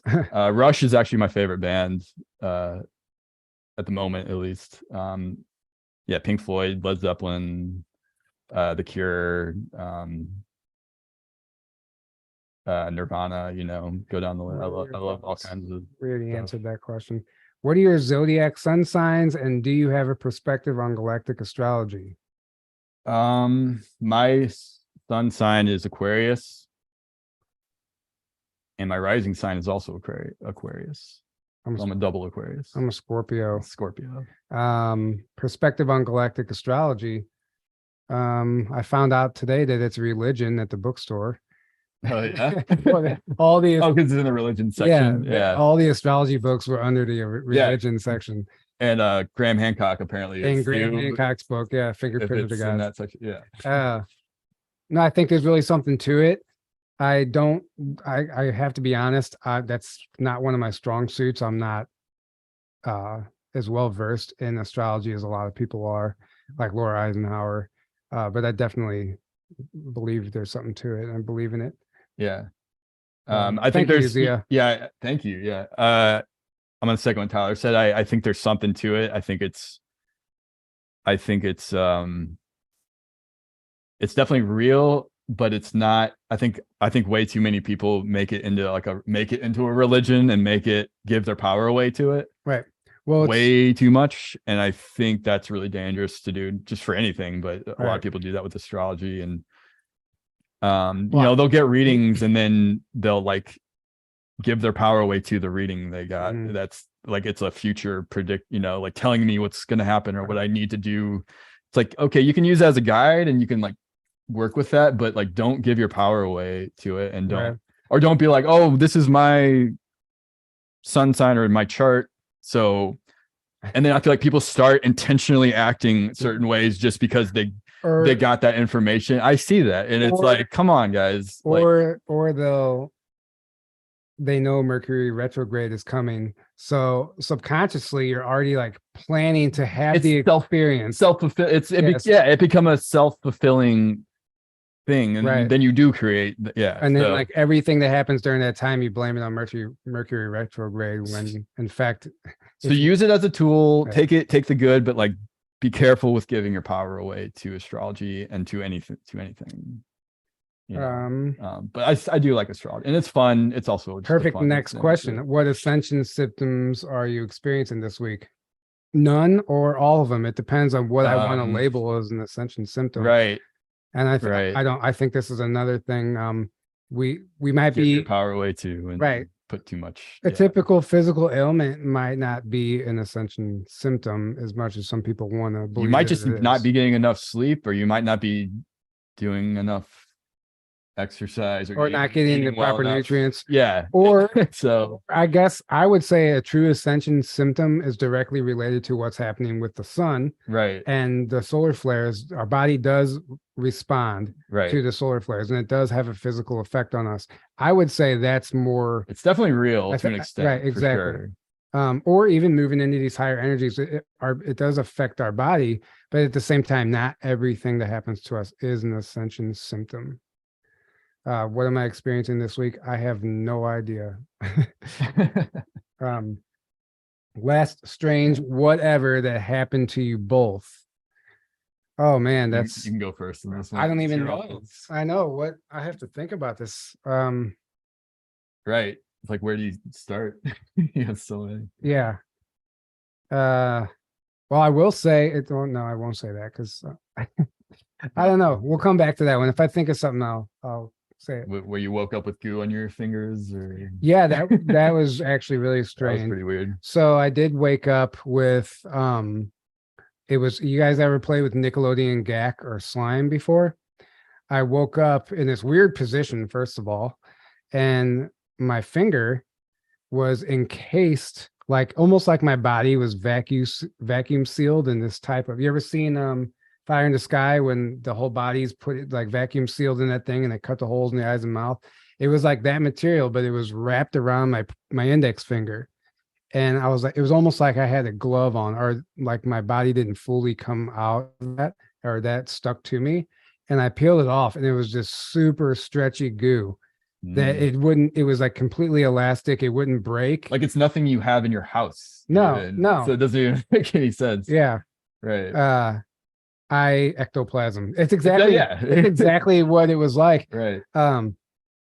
I laid it on my nightstand and it eventually hardened. But I have no idea what it was. I even took a video. Like no matter how far I would stretch my fingers apart, it wouldn't break. It was completely elastic. That was wild. So I don't know what that was about.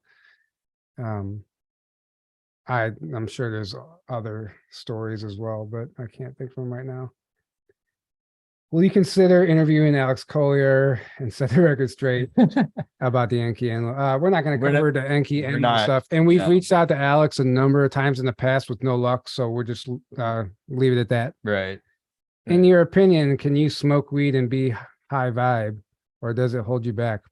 I think you can. Yeah, absolutely. I think so. I think it's specific to the individual. Again, I can't personally. No. Personally, I'm not super into it. I'll do it once in a blue moon if I'm feeling it, and if it's like a group of friends I trust, and if it just feels right. But even then, I don't go too crazy with it.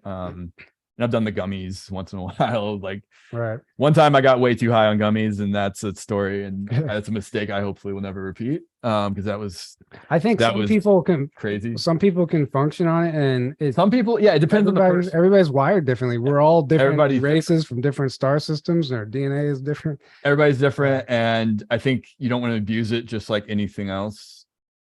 You know, it can be a good thing, but if you go too much with it, it can become a negative thing, just like almost everything. So do you guys have pets? I have 2 dogs that I absolutely love. They're beautiful. They're beagle mixes. I don't currently, but I grew up with dogs, and we had 3 different dogs. You know what, animals are like spirit guides. You know, you hear spirit animals. I have actually since I started observing my pets, I've actually learned so much from them, and they've been some of my greatest teachers, even in things like unconditional love and simple things that we as humans take for granted. Animals are always portraying something. They have something to tell us, and they can become your best friend sometimes. And what is China? I can't. Oh, That's Alara. I have no idea. All right, I don't even. we'll get to that question. I don't know what that is, but that's hilarious. Can you recommend any excellent reads? Oh yeah. Oh my God. We'll be here a while if I Yeah. keep going with that. But we've talked about so many books on this channel. On the before. last Q&A, I think we went over some books. But we can do it again. Anything new though? Any other new books? The Celestine Prophecy. Yeah, classic, amazing books. The Uber Prophecy. Yeah, all the prophecy books. Yeah. The Uber Prophecy is amazing. Gosh, I'm trying to think of what we haven't mentioned before. Right, all the Dolores Cannon books basically are amazing. All the Convoluted Universe, Three Ways of Volunteers, Custodians, Keepers of the Garden. Just go down the list. I love all David Wilcock's books. I think they're all amazing, especially his last two. So I'm excited about his new one coming out. Tony Rodriguez's book, Series Colony Cavalier. One second, Aaron. So Hopewell Farm is in the chat. Y'all still do well with our CBD. Yeah, the guys, yes. Hopewell Farm, they will be vendors at our conference again. And if you don't know who they are, they have amazing CBD products. We're always promoting them. I'm sure you guys know that. And they have a 15% off or maybe even a 20% off sale right now. Eric, if that's you, do you want to, can you mention that 20% off promo code in the chat, please? Guys, their products are next level. And here's one testimony about their CBD. My dog, she has seizures, and I need to give her CBD sometimes. The pet stuff she hates, the other stuff that I bought at the store she hates. The only thing she does not mind of all the CBDs I've tried is the Hopewell Farm CBD. And it actually is the most effective too for her. I've noticed most results. So there's a little testimony for you for their CBD, but they will be at the conference and they have some amazing products. Yes. It's the best CBD, right? As far as I'm concerned. And if you weren't here, Becky Lou's Secret Journey to Plant Serpo. I always talk about that book. Yeah. It's actually sitting right there. All of Len Kasten's books are phenomenal. Dark Fleet. I can't say that. Oh, sorry. I'm gonna get sued by somebody now. I say Dark Fleet. Yeah, are you kidding me? Yeah, Len Kasten is a lot of his books are amazing. Just give me a say. Brad Olson's books, all three of Brad Olson's, his three latest books are all amazing. Guys, if you weren't here at the beginning, Jayse from Cosmic Origins is actually the one who's copying and pasting all of these messages to us on Telegram right now, so we don't have to follow the chat. He offers crypto coaching. So if you guys are looking into crypto and you don't know anything about it, he is the guy to go to. He has taught Aaron and I so much about investing in crypto and how to go about it properly, safely, and the right moves to make. There's, a future in cryptocurrency, whether you like it or not. I definitely think we're stepping into that era, and a few years from now, it'll be good to know what you're doing. So Jayse, if you're still there, can you please drop your link again in the chat for anybody who's interested? What's next? One more. So Greg Braden, big fan of all his books. Joe Dispenza, huge fan of all his books as well, as far as like tapping into your own power and spiritual abilities. I don't know what this next question means. From Loyal to the Foil or Laura, one of the two, what impact do you think the new vagina chip tech is going to have? What? I have not heard this yet. Can you hand out vagina chips at a bar, or is that illegal? Is that a snack, or is that a snack? Is it that kind of chip? Yeah. I don't even want. Do I want to know what this is? Vagina chips is like I'm thinking like brain chip, or it's like vagina, like a chip. No, it's like a bag of potato. No, it's like a bag of potato chips shaped like shape of vagina. I have no idea what you guys are talking about. There, Jayse did post his link in the chat. Join.consciouscrypto.info. Go check that out, guys. What else do we? What is this? What do you guys? They're spamming our questions with these. Can you? What about the ladies' restroom? Can you hand them out there? I don't know what she's talking about. That's a good movie. I think it's The Book of Eli, book not Eli. Yeah, the Book of Book Eli. of Eli is really good. Yeah, could be our future. I mean, it's possible. I don't see it being exactly like that. I think our future is gonna be way better than that. I do think that it's a great portrayal of what we can do with our mind. But yes, absolutely. Being blind the whole time. Absolutely. I don't see it yet. Have you guys ever contacted Donald Marshall? He's actually on the list. He's on the list. We haven't We've yet. not reached out to him, no. But we would love to get him on. Right. Definitely. I'm just gonna start reading them from the chat. Someone said, are they non-GMO? Right. Okay. What do y'all think of core good? We already covered that earlier. So if you guys want to know what our thoughts are, just watch the replay. Do either of you ever get messages from Galactic Federation beings? If so, what do they tell you? No. No. Definitely not. Definitely not. I've definitely received I don't know, downloads maybe, but not like direct messages. Not that I know of. I'll say that. Yeah. Nothing direct that I know of. Have y'all ever felt time weirdness? Yes, I had on a number of occasions, but I've had hours of missing time at ECETI one time. I've told the story, but I'll tell it again. It was the middle of the night. I woke up to go to the bathroom. It was like 2:00. I remember it was right around 2:00. And and it was freezing. It was the middle of winter. There's a little space heater in the room. So getting up to go to the bathroom sucks because it's ice cold. Anyway, I remember I woke up and the whole room was like in this vortex. It was like this weird spiral. Like I thought I was just coming out of a dream. It was real foggy. I got up, used the bathroom, came back and laid back down, and I couldn't fall back asleep. And I'm sitting there tossing and turning. It felt like forever, but I was like, okay, well, I'm just gonna grab my phone and play on my phone because I can't sleep. And I grabbed my phone and looked at the time, and it was 6:15 a.m. And I was like, there's no way. And I reached over and pulled the curtains back, and the sun was coming up. I just looked at the time and it was 2:00. And I laid there. I felt like I missed an entire night of sleep. I was exhausted the whole day, literally exhausted the entire day. I had missing time. I don't know what happened to the hours between 2 and 6. I have no idea, but it was wild. And I felt like a mess the entire next day. I just did not feel myself. I don't know if Jayse is still around. I don't see the questions coming through anymore. So we'll just go back to the chat here. I know I've seen a couple more. Another person asked what our signs. We covered that, but I'll say it again. Mine's Aquarius. Tyler's Scorpio. Yeah. Reach out to Daryl James. He's recovering more memories in real time. Yeah, I'm in contact with Daryl a lot, actually. He's a friend of mine. Daryl's awesome. There's no doubt he'll be back on the show someday. We will definitely have more conversations with Daryl. Here we go. Have you heard about the Nibiru systems being close enough to be seen in the sky by the cams?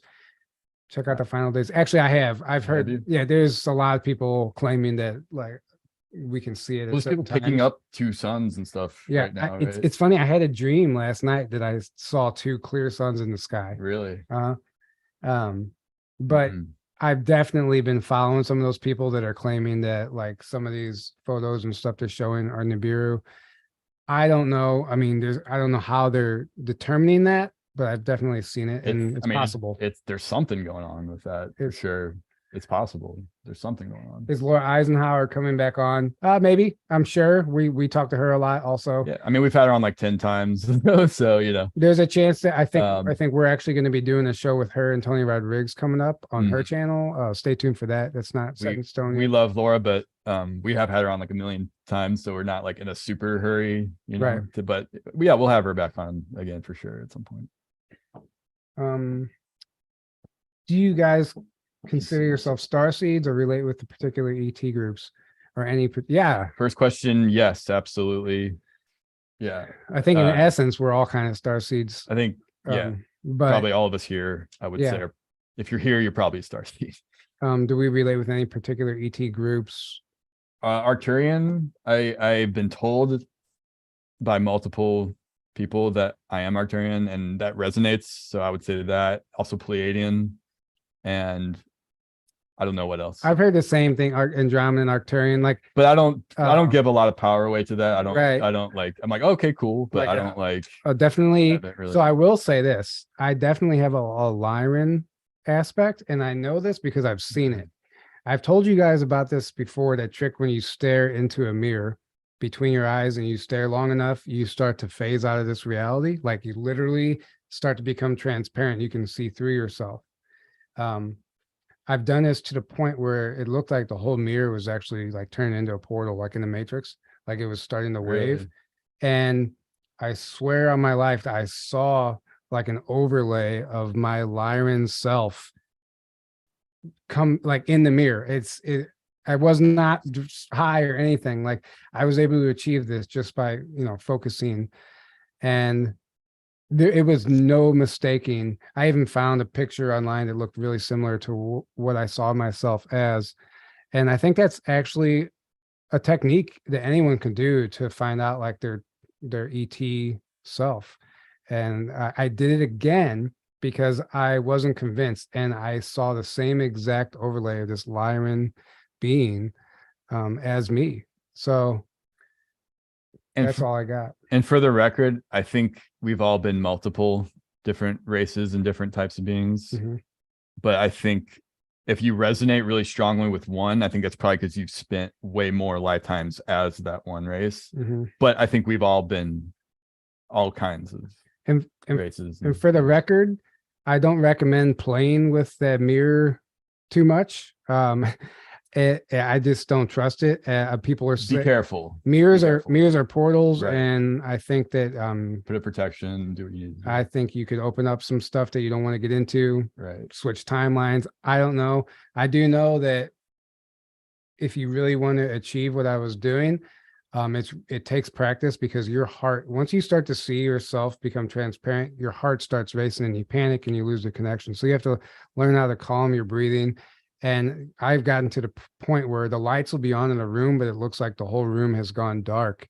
I really do think there's something with mirrors being portals. And I think the newest Matrix movie shows us that. Yeah. Have you read Barbara Lamb's books? Not her books, but we've had her on the show. Yeah. Yeah. Early on, we had her on, actually. She's amazing. She talks about ET hybrids and various studies that she made to have a better comprehension of the UFO phenomena. Yeah, she's amazing. Do you want to tell your story about how you found out about Barbara? Oh yeah, I mean, in the early days of my awakening, when I discovered that we had a local MUFON meetup group here in St. Louis, my dad and I went to a couple of meetings, and one of the meetings they played one of Barbara Lamb's presentation where she had like 6 different hybrids come out. The hybrids in her book, Meet the Hybrids, she actually had them all at the conference, and they each one came out and told their story, and it just blew my mind wide open back then. So I knew that I had to book a session with her. So I booked a session with Barbara Lamb. I flew out to San Diego, and some amazing stuff came through, but I really hadn't even gone through my awakening yet. And I don't think I got the most out of that session. But some interesting stuff did come through about hybrid children in particular, and I learned some more about an experience that I had. But she's incredible. We had her on the show. She's the real deal. We love Barbara. Have you astral projected? Yes. You have. I have not. Absolutely, I have. And I Don't know how I did it, because every time I Yeah. did it, I didn't initiate it. It just happened. It's wild. And the first couple times it happened to me, I it stopped whenever I realized what was happening. My fear took over and I was shot back into my body. Mm. And the one time I shot back in my body so hard that my dog scared my dog. Dogs, yeah. Like I literally almost bounced on the couch when it happened. Because then you said you were trying to do it after it randomly happened. You couldn't. No, it- yeah, when you tried, right. it would just kind of randomly Yeah. happen. And then one time I was twice I was astral traveling and we went to a planet with Sasquatch. And What? I haven't heard that. Really? yeah, That's amazing. well, for one time I met James Gilland in the astral plane, Really? and he was teaching me how to control my body while I astral traveled. And he took me to a planet where there was an entire family. It was like a clearing in the woods. And I turned around and there was a female Sasquatch coming up the hill, and followed by a child. And I looked on the other side of the opening and there was like the rest of the family. And it was so real. Like I feel like I've seen a Sasquatch, even though it was in the astral. And then on another occasion, I was on a planet similar, maybe the same planet, but a different area. And I encountered the Sasquatch.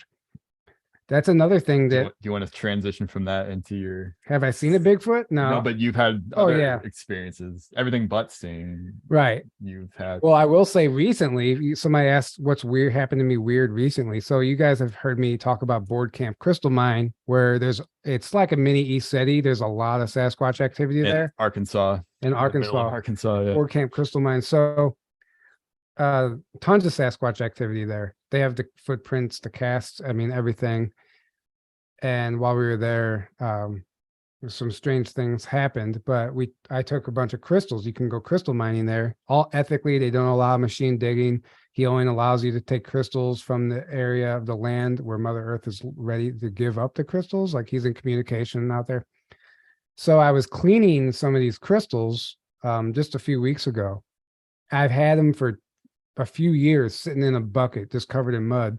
And I was cleaning out my office. I'm going to clean some of these crystals that I got from that crystal mine. And I'm at the kitchen counter cleaning them. And I heard this, like this whistling.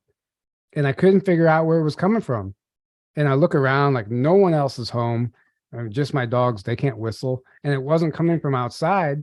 And just when I thought I was hearing things, I heard it again right in my ear.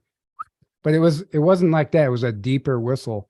And it gave me chills. And immediately I thought, okay, I'm cleaning these crystals from the land where the Sasquatch were.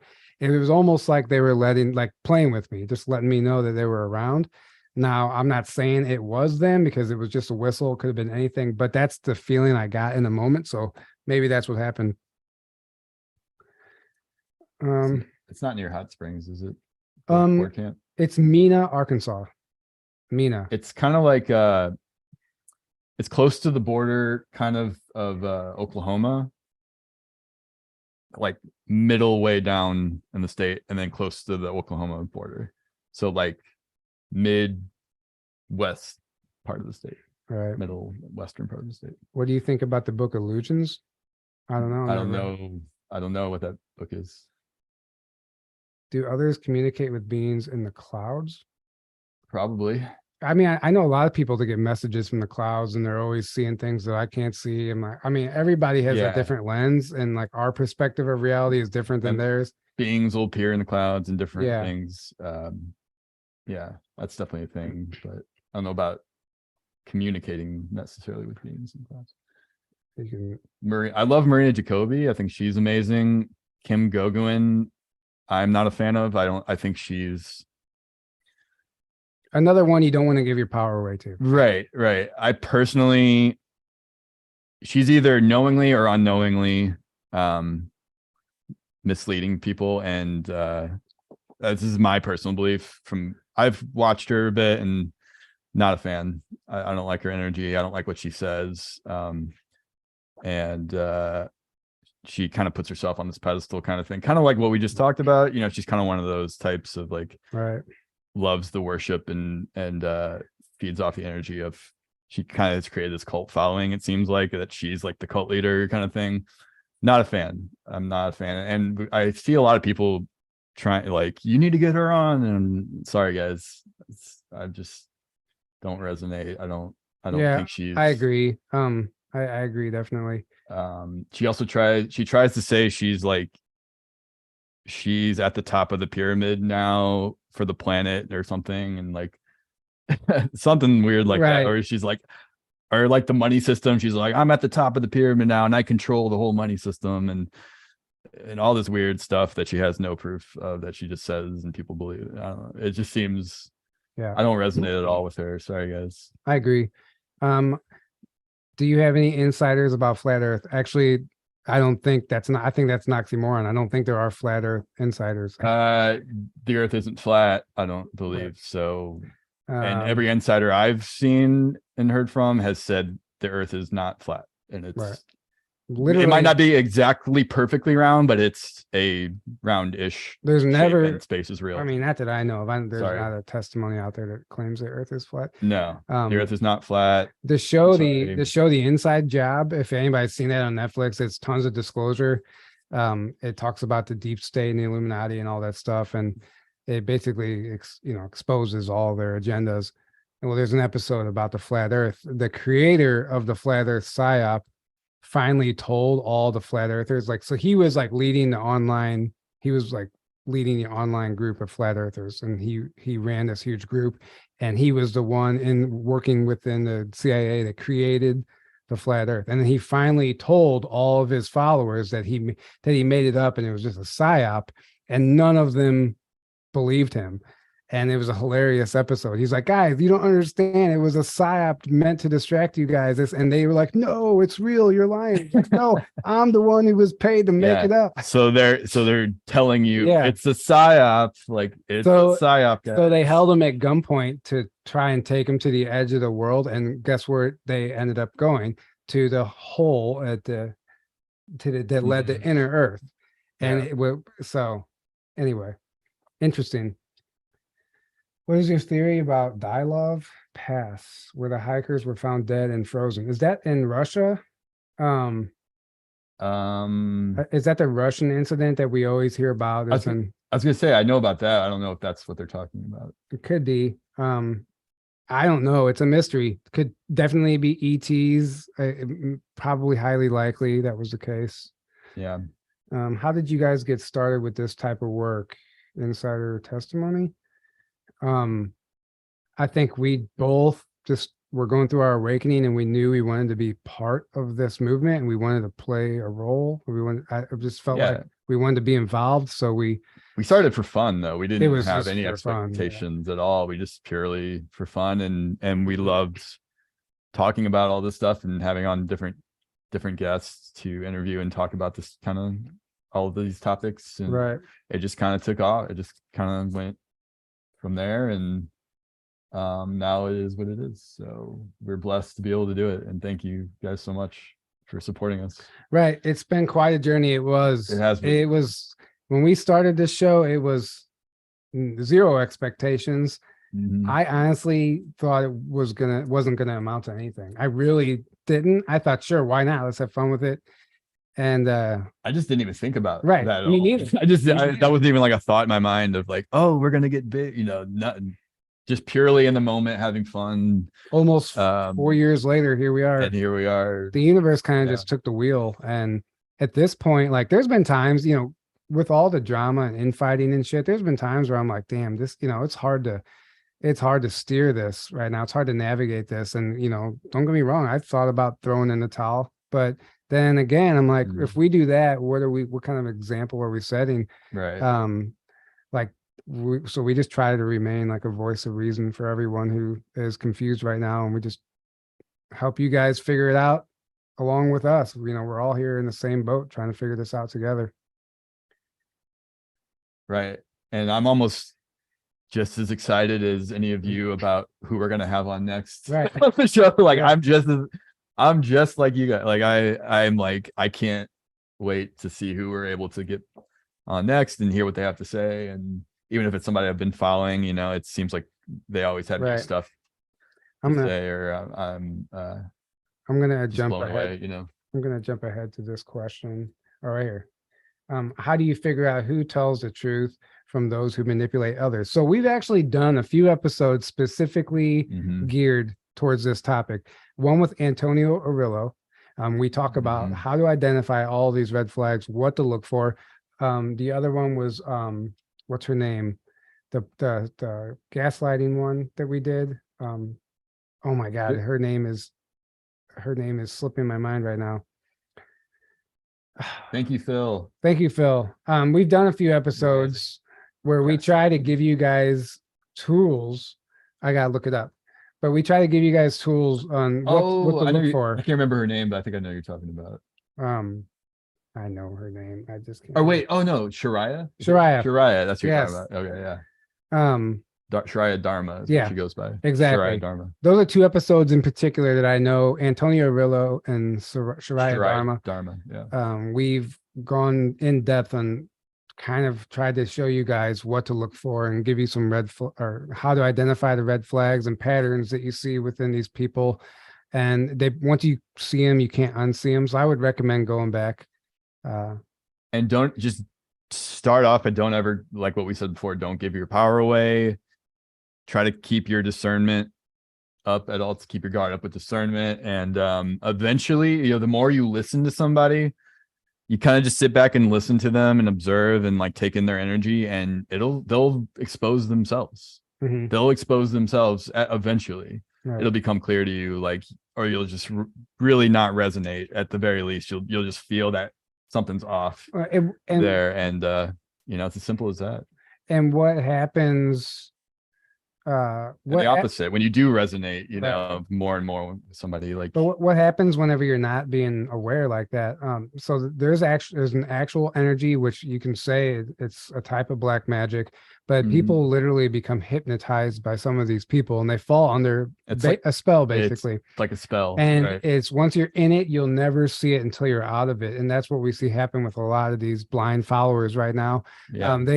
Even if you lay the evidence right in front of them, it wouldn't matter, because they've already made up their mind, and they're so enamored and captivated by this person's voice. And they're so attached to them and their information. It's like neuro-linguistic strategies. I mean, there's a lot happening. A lot of psychological manipulation with a lot of these people. And a lot of these people are narcissists, and narcissists can be master psychological manipulators. Right. And you'll notice people, you can see those tactics they use and how they manipulate people. And a lot of times it's very long post that emotionally charged buzzwords manipulate you, and you don't even realize by the time you've got done reading it, you've been manipulated 10 different times in 10 different ways. And by the time you read it, you're like, yeah, this person knows what they're talking about, but there's a lot of trickery involved in that. So anyone saying we have a savior is a red flag. Exactly. Or trying to basically make themselves into a savior. Major red flag. Anyone who said, here's a big one. Anyone who says only get your information from me in any way, shape, or form, that is a major red flag. Yeah. That is a major red flag. Or self-appointed experts. Or self-appointed emissaries. Yeah. So I skipped Ascension Diaries. What's your favorite meme? That's like asking what's your favorite movie. Right. The next meme that you post on Facebook is my favorite meme, Ascension Diaries. If you could interview anyone on your show, who would you like to interview? That we haven't already interviewed. There's a lot of people on our list we still want to interview. I don't know. That's a tough one. Elon. Joe Rogan. I would love to interview. The people I would love to interview are the ones that would never come on the show. But I don't know if I could pick one, but there's definitely multiple people on that list. I'm trying to, I can't even think right now. I thought David Wilcock would be, yeah, I mean, I would totally entertain an interview with him. Right. It'd be fun. And just because he was such a big part of my week. David Icke would be fun and awesome. Right. There's controversial stuff with both of them, but there's controversial stuff with everybody nowadays. But those are two people. Ike is actually reachable. I'd actually no way to get a hold of him. Whether he'd do it or not is a different story. Graham Hancock would be great. Yeah. Never say never. Trying to Uh, Jordan Maxwell, if he wouldn't have passed away, he passed at the beginning of this year. Cliff High. He's got some good information, but again, I don't personally resonate with Cliff High. some of his behavior that we've right. seen off camera is not nothing we want to align with. Right. Unfortunately. Not that he doesn't have good information. Right. You know, again, don't throw the baby out the bathwater. Goes back to that. Well, I mean, we've been going for over 2 hours now, so I guess we'll go ahead and start wrapping this up. Somebody said Trump. I'll interview Trump. I would love to interview Trump. Are you kidding me? We'll do, amazing. If we get one more question, we'll answer one more question and we'll go ahead and wrap this up. Corey Good, we interviewed him a long time ago. We've had Peter Slattery on twice, actually. Yeah. We love Peter Slattery. I reached out to Peter. He wasn't doing interviews unless they were with Esetti or James anymore. Yeah. So if he decides to come out. We've had him on twice, guys. So go back and watch those old if you want to see us interview Peter. Cliff leaked the videos of CG. That's because he hates Corey Good. I mean, they have a feud. Well, I'm not a fan of either anymore. Exactly. So Jambala Melchizedek, yes. Yeah, that would be amazing. Barry Everson, David Wilcock will happen. We've actually reached out to somebody to like attempt to make contact with David with no luck, but never say never. Right.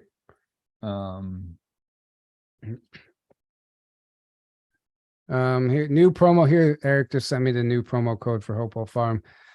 So if you guys, the CBD I was talking about earlier, the new promo code is JTT new, and that gets you 20% off through the New Year's.